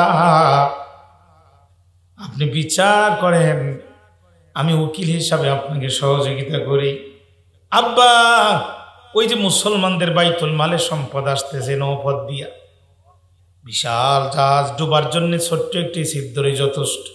আব্বা গো, জাহাজের নিচে ছিদ্র হয়ে গেল যখন, মুসলমানদের বাইতুল মালের এতগুলো সম্পদ যাতে নষ্ট না হয়, এই জন্য আমার আল্লাহ তাআলা বাতাসকে অর্ডার দিয়া বুড়ির 2 কেজি আটা উড়ায় নিয়ে যে ওই জাহাজের তলায় কার্পেটিং করে দিয়েছে। বাজার লক্ষ কোটি টাকার সম্পদ রক্ষা হলো যেই 2 কেজি আটায়, মাত্র 2 বস্তায় কি তার ইনসাফ ভিত্তিক বিচার হয়। ওয়া আতাইনা দাউদা ওয়া সুলাইমানা ইলমা ওয়া ক্বালাল হামদুলিল্লাহি রাব্বিল আলামিন। আল্লাহ বলে, আমি দাউদ আর সুলাইমানকে ইলম দান করেছিলাম, বিনিময়ে তারা আমি আল্লাহর প্রশংসা করেছিল। বন্ধুরে, আজ সমস্ত নবী মার খেয়েছে। নূহ আলাইহিস সালামকে পিটাতে পিটাতে বেহুশ করে ফেলা হয়েছে, জাকারিয়া আলাইহিস সালামকে করাত দিয়ে দুখণ্ডিত করা হয়েছে, প্রত্যেকটা নবীকে মারি খাওয়ানো হয়েছে। অর্থাৎ আঘাত আসবে, এটা স্বাভাবিক ব্যাপার। মর্দে মুমিন যারা কাফেরদের আঘাতকে ভয় করে কোরআনের দাওয়াত বন্ধ করতে পারে না, তারা এ পৃথিবী কাপুরুষদের জন্য নয়। কাপুরুষরা শুধু টাইসালা বাড়িতে খাবে, ঘুমাবে আর বাথরুম করবে। পৃথিবীর ইতিহাস পরিবর্তন হয়েছে সুপুরুষদের দ্বারা। কাপুরুষদের দ্বারা পৃথিবীর ইতিহাসের গতিধারা পরিবর্তন হয় না। পৃথিবীর ইতিহাসের নতুন পাতায় যদি স্বাক্ষর করতে হয়, কাপুরুষদের দ্বারা নয়, বীর পুরুষদের দ্বারা নতুন ইতিহাস। অতএব চিন্তার কোনো কারণ নাই। প্রত্যেকটা নবী কোরআনের দাওয়াত দিয়েছে, মার খেয়েছে। প্রত্যেকটা নবী মার খেয়েছে। নবীর সাহাবায়ে কেরাম মার খেয়েছে, শহীদ হয়েছে, হাত দিয়েছে, পা দিয়েছে, কোরআনের দাওয়াত বন্ধ করে নাই। মামলা খাওয়ার পরেও আমরা ইসলামের দাওয়াত থেকে দূরে যাব না। ভাইরা আমার, শুধু তাই না, আয়াতে কারিমা নাজিল হয়ে গেল। সূরাতুল লাহাব নাজিল হওয়ার পরে আবু লাহাব চলে আসলো, নবীজির আপন চাচা আবু লাহাব। 1 নাম্বার পরিচয়। 2 নাম্বার পরিচয়, নবীর জন্মে সবচাইতে বেশি খুশি হয়েছিল যে আবু লাহাব, সে সবচেয়ে বেশি খুশি হয়েছিল আবু লাহাব। দাসী সুহাইবা যে বলছে, আবু লাহাব নেতা, অনুমতি যদি ভাই একটা সুসংবাদ তোমারে দিতে চাই। আবু লাহাব বলে, অসুবিধা নাই, আমি তো সুসংবাদটা গ্রহণ করতে চাই। কয়, তোমার ভাতিজার ঘরে আলোকিত করে এসেছে যিনি, লোকে তারে বলে মুহাম্মদ তিনি। আবু লাহাব বসা ছিল, সংবাদ শোনার সাথে সাথে দাঁড়ায় গেল, ডাক দি বলো, দাসী, তোর কণ্ঠ থেকে এই সংবাদ শোনার পরে আমি অন্তরে মুক্ত করে। অর্থাৎ নবীর জন্মের পরে সবচেয়ে বেশি খুশি হয়েছিল যে আবু লাহাব, সে 3 নাম্বার। আবু লাহাবের পরিচয় হচ্ছে, আবু লাহাব নবীর সবচেয়ে নিকটতম প্রতিবেশী ছিল। নবীর ঘরের সাথে ঘর, মাঝখানে শুধু একটা জিদার, জিদার মানে হচ্ছে দেয়াল। ঘরের সাথে ঘর লাগানো ছিল যার, আবু লাহাব নাম ছিল তার। কথা বলেন না কেন? প্রতিবেশী বড় সাংঘাতিক জিনিস। যদি ভালো হয় তাহলে সুখের শেষ নাই, আর যদি খারাপ হয় তাহলে বিপদের শেষ নাই, পানি পর্যন্ত বন্ধ করে দেয়। কথা কেন বলেন না? বিশ্ব মোড়লের ভাব ধরে তাদের দালালদের লেলিয়ে দিয়ে 116 জন আলেমদের তালিকা তৈরি করে প্রতিবেশী রাষ্ট্রের কোরআনের দাওয়াত বন্ধ করতে চায়। এই জাতের প্রতিবেশী আজ আছে না নাই? 116 জন আলেমের তালিকা তৈরি করছে। এই তালিকার সভাপতি যিনি, স্বাধীনতার সময় পাকিস্তানের ক্যাম্পগুলোতে নাকি দেশি মুরগি সাপ্লাই করেছিলেন তিনি। কথা বলেন না কেন? এই মুরগি সাপ্লাইয়ের 116 জন আলেমের তালিকা করেছে। এতে আমার সিরিয়াল নাম্বার 25। আমি তো সাথে সাথে সিজদায় পড়ে গেছি, আল্লাহ, এই যুগের আবু লাহাবদের তালিকা আমার নাম এসেছে, তার মানে আমার দাওয়াত ময়দানে কাজে লেগেছে।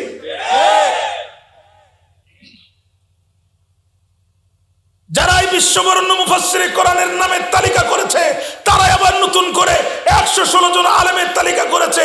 সেই তালিকায় 25 নাম্বার সিরিয়াল আমার কাছে টেলিফোন করে জানতে চাচ্ছে আপনার অবস্থান কি। আল্লাহর কসম, 2 মিনিটের ভয় করার সুযোগ নাই। জীবন যে আল্লাহ দিয়েছেন, সে আল্লাহর রাহে কুরবানি করতে চাই, আবু লাহাবদের কাছে মাথা নত করতে চাই না।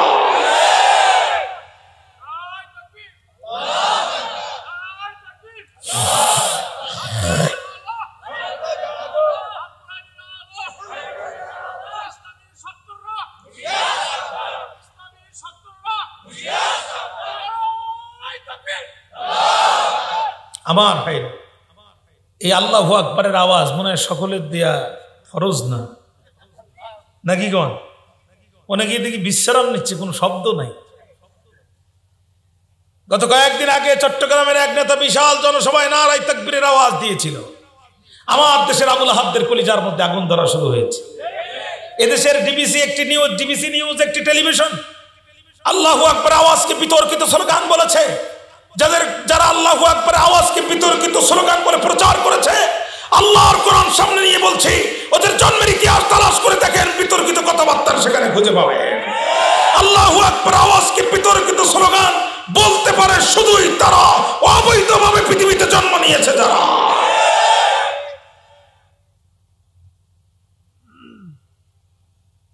প্রতিবেশী হওয়া ভালো, সুস্পষ্টভাবে বলতে চাই, প্রতিবেশীর দায়িত্ব প্রতিবেশীকে সহযোগিতা করা, পানি বন্ধ করা নয়। সুস্পষ্টভাবে বলতে চাই, প্রতিবেশীর দায়িত্ব দাদাগিরি করা নয়। ভুলে যাবেন না, এটা সিকিম নয়। স্পষ্ট ভাষায় বলছে এটা ভুটান নয়। স্পষ্ট ভাষায় বলছে এটা নেপাল নয়, এটা বাংলাদেশ। আজানের মাধ্যমে দেশের মানুষ ঘুমাতে যায়, নামাজের মাধ্যমে দেশের মানুষ ঘুম থেকে উঠে যায়। ভিন দেশি কোন দালালদের দাবি করার জন্য দেশের মানুষ প্রস্তুত নয়। অতএব যারা আজকে দাদাগিরির ভাব দেখি আমার দেশের আলেমদের রক্ত ঝরানোর পরিকল্পনা হাতে নিয়েছেন, চূড়ান্ত খেসারত দিতে হবে। সামনে সময় আসতেছে। নাম্বার নবীর আপন চাচা, মনোযোগ নাই তো আমার দিকে।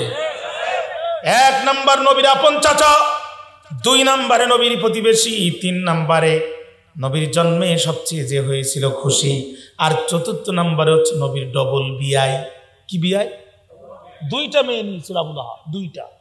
আল্লাহ রাসূলের 2 কন্যা রুকাইয়া এবং উম্মে কুলসুমকে আবু লাহাবের 2 সন্তান উতবা এবং উতাইবার সাথে বিয়ে দিয়েছিল, এবং সে নিজে রাসূলের কাছে দাবি করে নিয়েছিল যে তোমার মেয়ে দুটো খুবই ভালো, এমন ক্ষণজন্মা মেয়ে এই মক্কায় আর দেখা যায় না, তুমি তোমার মেয়ে 2টাকে আমার 2 ছেলের জন্য দাও। আল্লাহ রাসূল দিয়ে দিয়েছিলেন, সম্পর্কে আবার ডবল বিয়াই। ভাইরা আমার, সূরা লাহাব যখন নাজিল হলো, আবু লাহাব বাড়িতে এসে বলে, উতবা ও উতাইবা তোমরা কোথায়? উতবা উতাইবা ডাক দিয়ে বলে, বাবা চিল্লান কেন? কই চিল্লাবো না তো কি করবো, বড় বিপদে পড়ে গেছি। মুহাম্মদ আমার বিরুদ্ধে কবিতা রচনা করেছে, তার আল্লাহ নাকি তার উপরে আয়াত দিয়েছে। উতবা রে, উতাইবা রে, আমি তোমাদেরকে এই মুহূর্তে আদেশ করতেছি, মুহাম্মাদের 2 সন্তানকে তোমরা তালাক দাও। উতবা উতাইবা চুপ করে বসে গেল, মাথা নিচু করে দিল, বুঝাতে চাইলো বাবা তোমার প্রস্তাব ভালো লাগে নাই, কারণ মুহাম্মদ সাল্লাল্লাহু আলাইহি সাল্লামের 2টা মেয়ে দেখতে যেমন সুন্দরী, তাদের মতো ভদ্র রাজকন্যা এই মক্কার জমিনে আর খুঁজে পাওয়া সম্ভব না। আমরা 2 ভাই, তোমার কারণে 2 মেয়েকে কেন তালাক দিব? আবু লাহাব তখন বলল, রাসি ওয়া রাসুকুম হারামুন ইন তুতাল্লিকা ইবনাতা মুহাম্মাদিন, যদি মুহাম্মাদের 2টা সন্তানকে তালাক না দাও তাহলে আমার চেহারা দেখা তোদের জন্য হারাম। মুহাম্মাদের সন্তান যদি তালাক না দাও, তেজ্য পুত্র হওয়ার প্রস্তুতি নাও। ও সমাজের আবু লাহাবেরা, সামান্য যৌতুকের টাকার জন্য যেই বাবা তার পুত্রকে দিয়ে বৌমাকে তালাক দিতে বাধ্য করে, যারা এই সমাজের টাটকা আবু লাহাব তারা।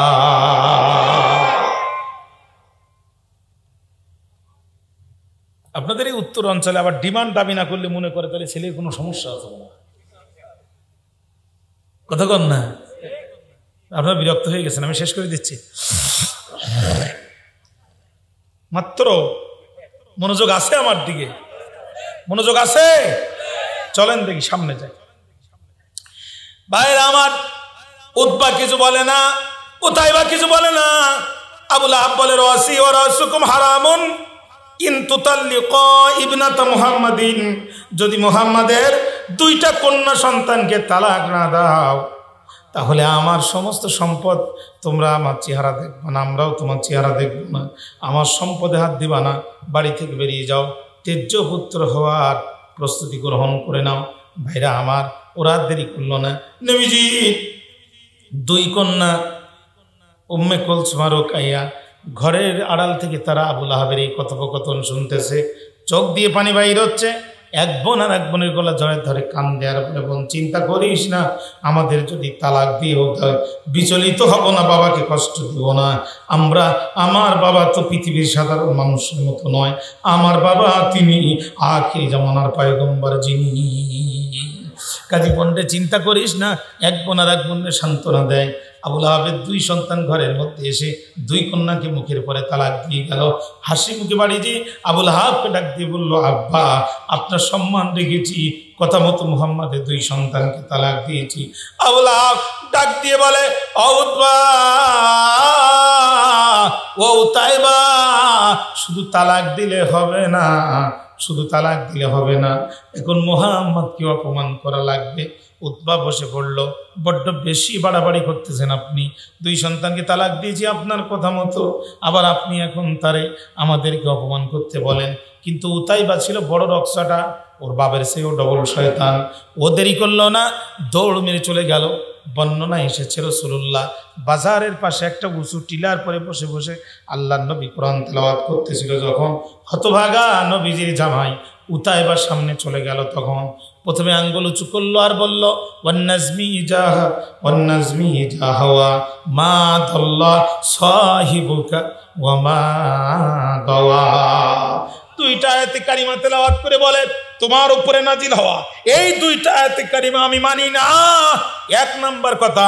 2 নাম্বার আঙ্গুল উঁচু করে বলে, মুহাম্মদ তুমি কি জানো না তোমার সন্তানকে আমরা 2 ভাই তালাক দিয়েছি। আহারে, বাবার সন্তান তালাক দিয়া বাবার সামনে যে জামাই আঙ্গুল উঁচু করে বিয়াদবি করে বলতেছে তোমার সন্তানকে আমি তালাক দিয়েছি। কি হৃদয় বিদারক দৃশ্য, কি কঠিন কষ্ট। আজও ইতিহাসের সাথে মিলান। বাবাকে অন্যায়ভাবে ফাঁসিতে ঝুলাই হত্যা করার পরও এরা ক্ষান্ত হয় না, সন্তানকে আবার গুম করে। বাবাকে হত্যা করে অন্যায়ভাবে সন্তানকে পর্যন্ত গুম করে যারা বর্তমান সমাজের আবুল আহাব, তারা মেলে পুরাপুরি 20-20। একটা শব্দ এদিক ওদিক পাবেন না। কোরআন আপনি বুঝে যদি পড়েন আপনার মনে হবে আজকেই আল্লাহ কোরআন নাজিল করেছে।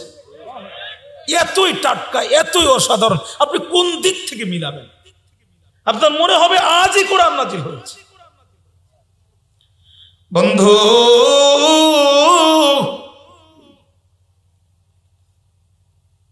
ওয়ান নাজমি ইযা হাওয়া মা দাল্লা সাহিবুকা ওয়া মা গাওয়া। তোমার উপরে নাজিল হওয়া 2টো আয়াত মানি না। তোমার মেয়েকে তালাক দিয়েছি। এরপরে আল্লাহ নবীর চাদর ধরে টানাটানি করলো, এত জোরে জোরে রসুলকে ধাক্কা মারলো, এক পর্যায়ে নবীজির চাদর ছিঁড়ে গেল। ও মুসলমানেরা, একটু খেয়াল করো, আমাদের সমাজে বহু মুসলমান আছে জান্নাতে যেতে চায় কিন্তু গায়ে একটা কাদা মাখতে চায় না। এরা নিরিবিলি তলদে তলদে জান্নাতে যায়। জান্নাত কিন্তু মামুর বাড়ির ডাইল না। একটাও মামলা খেতে রাজি না, অথচ জান্নাতুল ফেরদাউস ছাড়া অন্য কোনো জান্নাতে যাওয়ার আশাও তার মনে না। ভাইরা আমার, নবীজির চাদর ছিঁড়ে গেল যখন, বিশ্ব নবীর কলিজা ভেঙে গেল তখন। শুধু কি তাই, হতভাগা নবীজির জামাই রসুলের মুখের মধ্যে থুতু নিক্ষেপ করলো, কিন্তু থুতু নবীর মুখ মোবারকে লাগলো না। কার মুতায়বা তো জানে না। কিয়ামত পর্যন্ত নবীজির সম্মানের দায়িত্ব নিয়েছেন যিনি, একটু চিৎকার করে বলেন তো কে তিনি? আজও ভোলার দিকে তাকিয়ে দেখেন, আমার নবীকে গালাগালি দেওয়া হলো যখন, ভোলার ছোট্ট ছোট্ট মানুষেরা বুকের তাজা রক্ত দিয়েছে, প্রমাণ করেছে ও সমাজের আবুল আহাবরা, তোরা যখনই নবীকে অপমান করবি বুকের তাজা রক্ত দিয়ে রসুলের পক্ষে আমরা তোদের মোকাবেলা করব।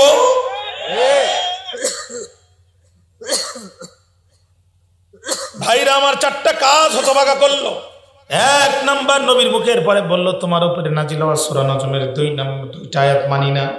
2 নাম্বার, তোমার মেয়েকে তালাক দিয়েছি। আর 3 নম্বরে নবীর চাদর ছিঁড়ে ফেললো। 4র্থ তো নারকীয় ভাবে বিদায় নিয়েছিল। সুতরাং সাবধান হয়ে যান। সমাজের আবুল আহাব যারা আছে এদের কাছেও দিনের দাওয়াত দেন, এদের পরিচিতি মানুষের কাছে তুলে ধরেন। আল্লাহ তাআলা এই সূরা থেকে আমাদেরকে শিক্ষা নিয়ে আমল করার তৌফিক দান করুক। হাদা মা ইনদি ওয়াল ইলমু ইনদাল্লাহ আলাইহি তাওয়াক্কালতু ওয়া ইলাইহি উনীব। ওয়াসসালামু আলাইকুম ওয়া রাহমাতুল্লাহি ওয়া বারাকাতুহু। আপনাদের কারোর কোনো কথা আছে? আর اللهم ربنا ظلمنا أنفسنا وإن لم تغفر لنا وترحمنا لنكونن من الخاسرين ربنا لا تزغ قلوبنا بعد إذ هديتنا وهب لنا من لدنك رحمة إنك أنت الوهاب رب ارحمهما كما ربياني صغيرا رب ارحمهما كما ربياني صغيرا أقل ربي أدخلني مدخل صدق وأخرجني مخرج صدق واجعلني من لدنك سلطانا نصيرا। বহিয়ান গরিয়ান সর্বশক্তিমান দয়ালু দাতা মেহেরবান আল্লাহ, আজকে মাহফিলের দিকে তাকায় দেখো রব্বুল আলামিন ঐতিহ্যবাহী আয় আল্লাহ তাআলা এই দোগাছি বাইতুল হামদ ওয়াক্তিয়া মসজিদের উন্নয়ন কল্পে আয়োজিত এই মাহফিলে এই জনপদের প্রত্যন্ত অঞ্চল থেকে তোমার গোলামেরা একত্রিত হলো। আল্লাহ, কত নীরবের সাথে কোরআনের তাফসীর শুনল। রব্বুল আলামিন, কাল কিয়ামতের কঠিন মুসিবতের দিনে যদি আমরা বিপদে পড়ে যাই, মেহেরবানি করে আজকের মাহফিলের ওসিলা করে আমাদের সেই দিন তুমি জামিন দেওয়ার ব্যবস্থা করে দিও। আল্লাহ, গোনার হিসাব গরে মাওলা ডুবিয়া রইলাম তোমার দুয়ার পানে চাহিয়া। তুমি যদি মাফ না করো বান্দারে, বলো তোমার বান্দা যাবে কারদারে। সকলেরই দোয়ার থেকে আল্লাহ ফিরিয়া রইলাম তোমার দুয়ার পানে চাহিয়া। আল্লাহ, রাত যত গভীর হয়ে যায়, পৃথিবীর অফিস আদালত গুলো বন্ধ হয়ে যায়, তোমার আসমানের অফিসার আদালত গুলো একটার পরে একটা খোলা হয়ে যায়। ওগো দয়ার আল্লাহ, একটুখানি নজর দিয়ে তাকে দেখো, আমরা কতিপয় গুনাহগার তোমার দরবারে ভিক্ষুকের মতো দুটো হাত তুলেছি। আল্লাহ, চোখটি বন্ধ করে গুনার কথা যদি আমরা স্বীকার করি, জাহান্নাম ছাড়া আমাদের চোখের সামনে আর কিছুই ভাসে না। আল্লাহ, আমাদের গুনার দিকে না তাকাইয়া আমাদের চোখের পানির দিকে তাকাও, তোমার রহমানুর রহিম নামের দিকে তাকাও, আমাদের তামাম জীবনের গুনাহগুলো তুমি মাফ করে দাও। কত গুনাহ করছি আল্লাহ, গোপনে মাফ করে দাও সকল গুনাহ নিজ গুণে।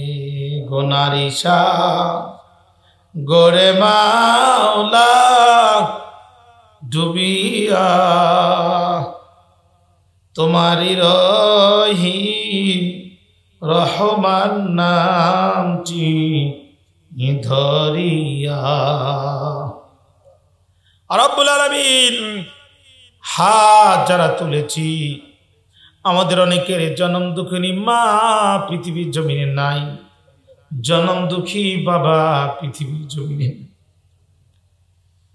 পিতামাতা হারিয়ে মাটির গহীন কবরের বাসিন্দা হয়ে গেল। আল্লাহ, এই দুনিয়া থেকে যারা বুঝি একবার যায়, তারা বুঝি আর কোনদিন দুনিয়াতে ফেরে না। আল্লাহ, আমাদের বাবার কবরে আগুন দিও না, মায়ের কবরে সাপ দিও না।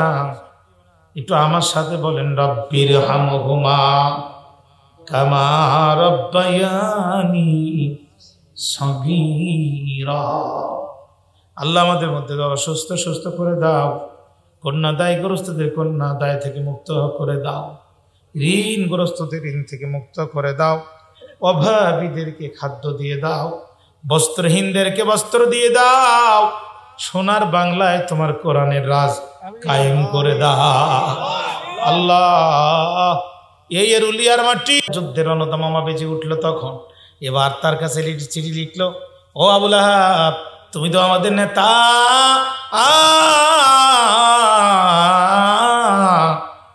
তোমার কাছে দাবি তোমার অর্থ এবং সম্পদ দ্রুত নিয়ে বদরের যুদ্ধে হাজির হও। আবুল আহাবের বোন রসুলের ফুফু বলছে, ভাইজান খবর কিন্তু খারাপ, ইতিপূর্বে যেভাবে তোমার সন্তানকে বাগে খেয়েছে, সামনে কিন্তু সিরিয়াল তোমার সন্তানের সিরিয়াল শেষ হয়ে গেছে, এখন বাপের সিরিয়াল। খবরদার ভাই আমার, কেন জানিস দুঃস্বপ্ন দেখেছি, তুমি বদরের যুদ্ধে যেও না, গেলে তোমার সাড়ে সর্বনাশ হয়ে যাবে। ওর মনটা বড় দুর্বল হয়ে গেল।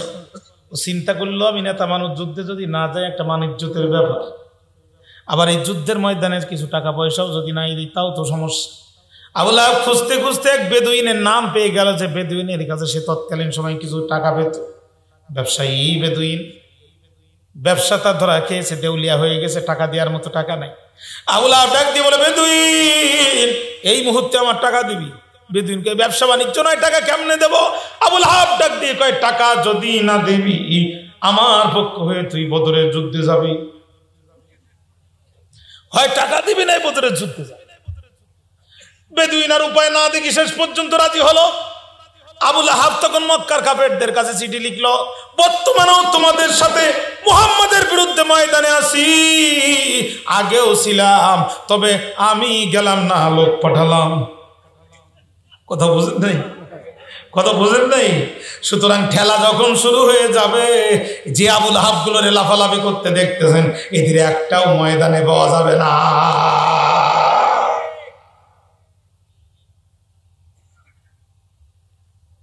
রক্ত দিয়েছি আরো দেব, তবে আমি যাব না, লোক পাঠাবো। কথা বুঝেন নাই? রক্ত দিয়েছি আরো দেব, তবে আমি যাব না, লোক পাঠাবো। পাঠাই দিল লোক। যুদ্ধ শুরু হয়ে গেল বদরে। আল্লাহর করম ফজলে 70 জন বড় বড় কাফেরের কল্লা বদরের মুসলমানরা জমিনে ফেলাই দিয়ে কালেমার পতাকা উঁচু করে ধরলো। চিৎকার মেরে একবার বলা যাবে কি আল্লাহু আকবার। 70 জন কাফেরের কল্লা চলে গেল। যে সমস্ত মহিলারা, আর ঠিক করা লাগে, মাহফিলের মাইক সহজে ভালো হবে না, আর দুর্গা পূজার মাইকে কোনোদিন ডিস্টার্ব হবে না, স্বাভাবিক। টান দিচ্ছি সাইডির মতো হচ্ছে, তোমার ছেলে। আমি শেষ করে দিচ্ছি, আমি আলম্ব করব, মনোযোগ নাই তো আমার দিকে, আমার কথা শুনতেছে না। চলেন যাই। মানে আমারও অভাব হইল আর দেশেও দুর্ভিক্ষ দেখাতে, গলা আমারও ভাঙলো, আর এই 2-3 দিন যত খারাপ ভাই সব আমার কপালে পড়ল। ভাইরা আমার, বক্তব্য লম্বা করার সুযোগ নাই। 70 জন কাফেরের কল্লা বদরের প্রান্তরে বালি ছাড়া শুয়ে গেল যখন,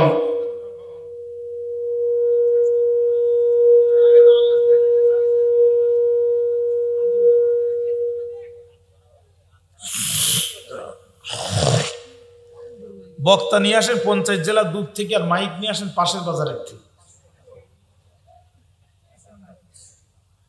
খুব কষ্ট, মনের মধ্যে খুব কষ্ট। 70 জন, মনোযোগ আসেনি আমার দিকে, আমি শেষ করে দিচ্ছি। 70 জন কাফেরের কল্লা যখন বদরের প্রান্তরে পড়ে গেল, আর ইতিমধ্যেই মক্কায় খবর এসে গেল আমাদের পুরুষ মানুষের 70 জনের কল্লা চলে গেছে। হেতেরা নাকি এখন বিজয় পরাজয় বরণ করে মক্কায় আসতেছে। মক্কার নারীরা ডাক দিয়ে বললো, তাড়াতাড়ি যার যার বাড়ির মুড়ো ঝাঁটার জুতো আছে সব বাইর কর, সব বাইর করে মালাগাত আমাদের 70 সন্তানকে কবর দিয়া পরাজয় বরণ করে মক্কায় ফিরছে যারা, জুতোর মালা পরবে তারা। ও সমাজের আবু লাহাবেরা, এখন পড়তেছ ফুলের মালা, পরিবেশ কিন্তু চেঞ্জ হতে সময় লাগবে না, আর পরিবেশ পরিবর্তন হবে যখনই জুতোর মালা শুরু হবে তখনই।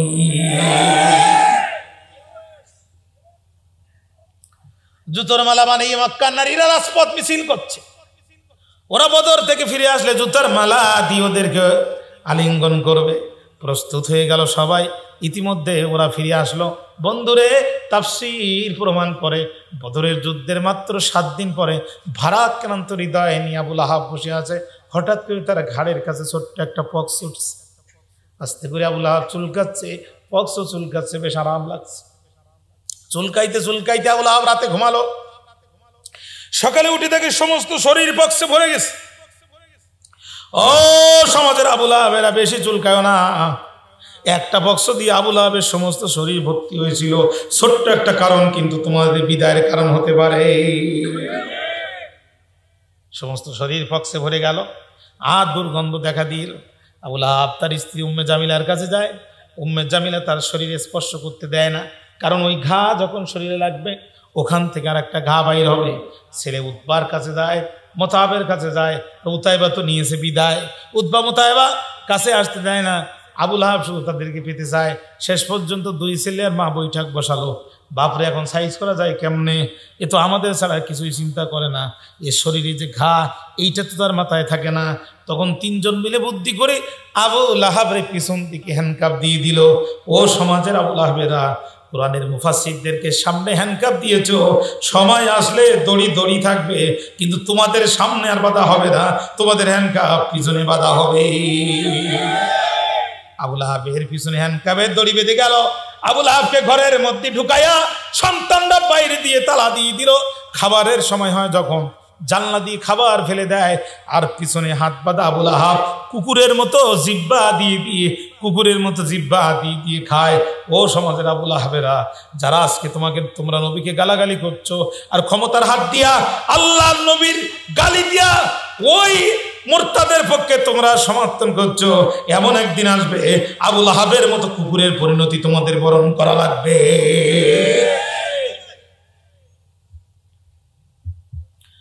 বন্ধুরে, বক্তৃতা করার সুযোগ নাই, কথা আমি ভুলি নাই। একান্ত আপনজনেরা আমার আবুল আহাবের এই দুর্গতি দেখি এলাকায় দুর্গন্ধে মানুষ আর বাস করতে পারে না। চরম পরিণতি বরণ করল আবুল আহাব। মৃত্যুর সময় সন্তানও থাকলো না, স্ত্রীও থাকলো না। পিঠ মোড়া দিয়ে বাঁধা অবস্থায় আবুল আহাব মারা গেছে। মৃত আবুল আহাবের লাশটাও পর্যন্ত কেউ বাইর করলো না। মন্ত্রীর বাড়ির সামনে দিয়ে যখন মানুষ যায়, পচা লাশের গন্ধ পায়, পেয়ে মানুষ ওখানে দাঁড়ায়। এটা না মন্ত্রীর বাড়ি, ঝকঝকে চকচকে বিল্ডিং দেখা যায়, কিন্তু দুর্গন্ধ কোথায়? মানুষগুলো যখন ভিতরে আসে, আর আবুল আহাবের সন্তানরা বলছে, শোনো তোমরা বেদুইন? বলে হ্যাঁ আমরা বেদুইন। কয় ঘরের ভিতরে একটা লাশ আছে, ওই লাশটা যদি বাহির করে দিতে পারো তোমাদের টাকা দেওয়া হবে। ওরা হাত পায়ে নাকে মুখে কাপড় বেঁধে নিল, কিন্তু আবুল আহাবের লাশ এতই পচে গেল, যেখানেই ধরে ওখানেই হাট থেকে গোশত আলাদা হয়ে যায়। শেষ পর্যন্ত ওরা চিন্তা করলো, এত পরিমাণ দুর্গন্ধ, এই দুর্গন্ধ যদি না কেটে আমরা নিজেরাই মারা যেতে পারি।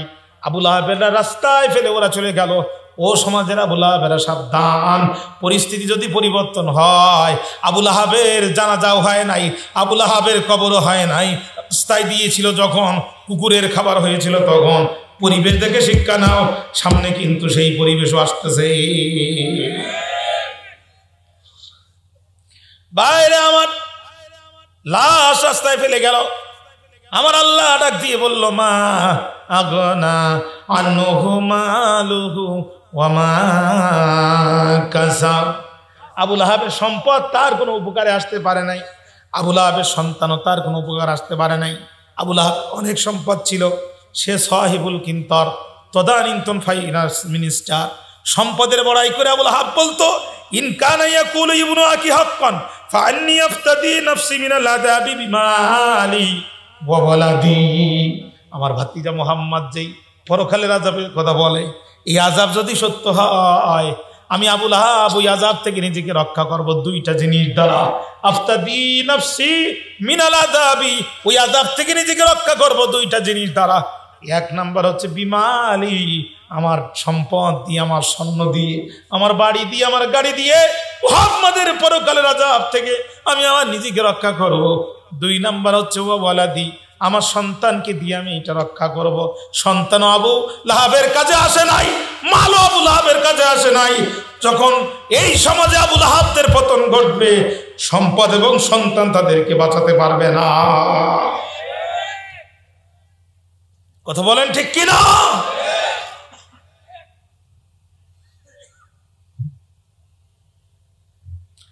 ভাইরা আমার, এরপরে আর একজন বাকি আছে, সেটা হচ্ছে আমরাতুহু হাম্মালাতাল হাতাব। আল্লাহু আকবার বললেন। উম্মে জামিল আবুল আহাবের স্ত্রী, তার সাথে সে জাহান্নামে যাবে। সাইয়াসলা নারা যাতা লাহাব, আই সাইয়াদখুলু ফিন নারি যাতা লাহাবিন। এমন আগুনের মধ্যে তারা যাবে যে আগুনের ভিতরে লিহান শিখে থাকবে। ও আমরাতুহু, সাথে তার স্ত্রীও যাবে, মিসেস আবুল আহাব যাবে। প্রশ্ন আসতে পারে, হুজুর যার স্বামী জাহান্নামে যাবে ওর স্ত্রী কি জাহান্নামে যাবে? উত্তর হলো না, যে যার কর্মফল অনুযায়ী যাবে। আবুল আহাব ছিল নবীর 1 নাম্বার দুশমন, আর তার স্ত্রী উম্মে জামিল ছিল আবুল আহাবের সহযোগী। সুতরাং অরিজিনাল ব্যক্তিও যাবে, এর সাথে যারা সহযোগিতা করেছে তারাও যাবে। জোরে বলেন কথা ঠিক কিনা? হাম্মালাতাল হাতাব, কাষ্ঠ বহনকারী নারী। এই বলা হয়, এর 2-3টা কারণ আছে। 1 নাম্বার, মহিলা তাফসিরে লেখে অনেক বেশি কৃপণ ছিল, সবসময় পিঠে কাঠের এই মানে ঝুড়ি এখানে, আর গলার ভিতরে ওই যে খেজুরের রশি দিয়ে বানানো দড়ি দিয়া কাঠের ব্যাগ পিছনে ঝুড়িল থাকতো, যেখানে কাঠ পাইতো ওইটা নিয়ে ওখানে রাখতো। কোনো কোনো বর্ণনায় পাহাড়ে যেত কাঠ পোড়াইতে, আর পাহাড়ি বাবলার কাটা আর কাঠ নিয়ে আসতো, কাঠগুলো বাড়িতে নিয়ে যেত, আর পাহাড়ি বাবলা কাঠাগুলো রসুলের রাতে রসুলের ঘরের সামনে বিছায় দিত। তদানীন্তন মিসেস আবুল আহাবরা, আবুল আহাবের স্ত্রীরা রসুলের গৃহের সামনে কাটা বিছাতো, আর আজকে আবুল আহাবের স্ত্রীরা রসুলের খাঁটি উম্মতের বিরুদ্ধে মামলার কাটা বিছায়, হুমকির কাটা বিছায়, ধামকির কাটা বিছায়। পাহাড়ে কাটা তুলতে গেছে, স্লিপ খেয়ে পড়ে গেছে, গলার মধ্যে রশি ছিল, পিছনের ব্যাগ পাহাড়ের উপরে একটা টিলায় বেঁধে গেছে, আর ও নিচে পড়ে গেছে। ওর নিজের তৈরি করা ফাঁসিতে নিজেই মারা গেছে, এবং কিয়ামতের দিন ওকে এই অবস্থায় তোলা হবে। অতএব আবুল আহাবের সন্তান উতবা এবং মুতাব পরবর্তীতে ইসলাম গ্রহণ করেছিল, কিন্তু উতাইবা বিদায় নিয়েছিল রসুলের সাথে বেয়াদবি করার কারণে, এবং তার স্ত্রীও বিদায় নিয়েছিল। অত্যন্তের বিনিময়ে উত্তরবঙ্গের মাটি বগুড়া থেকে তুমি কোরআনের পতাকা বাংলার জমিনে উড়ায় দিও আল্লাহ। এই বগুড়াতেই কয়েকজন শহীদ শাহাদাতে রক্ত, বুকের তাজা রক্ত ঢেলে দিয়েছে আল্লাহ। সবুজ লালের এই পতাকাকে তুমি কোরআনের পতাকা বানায় দাও।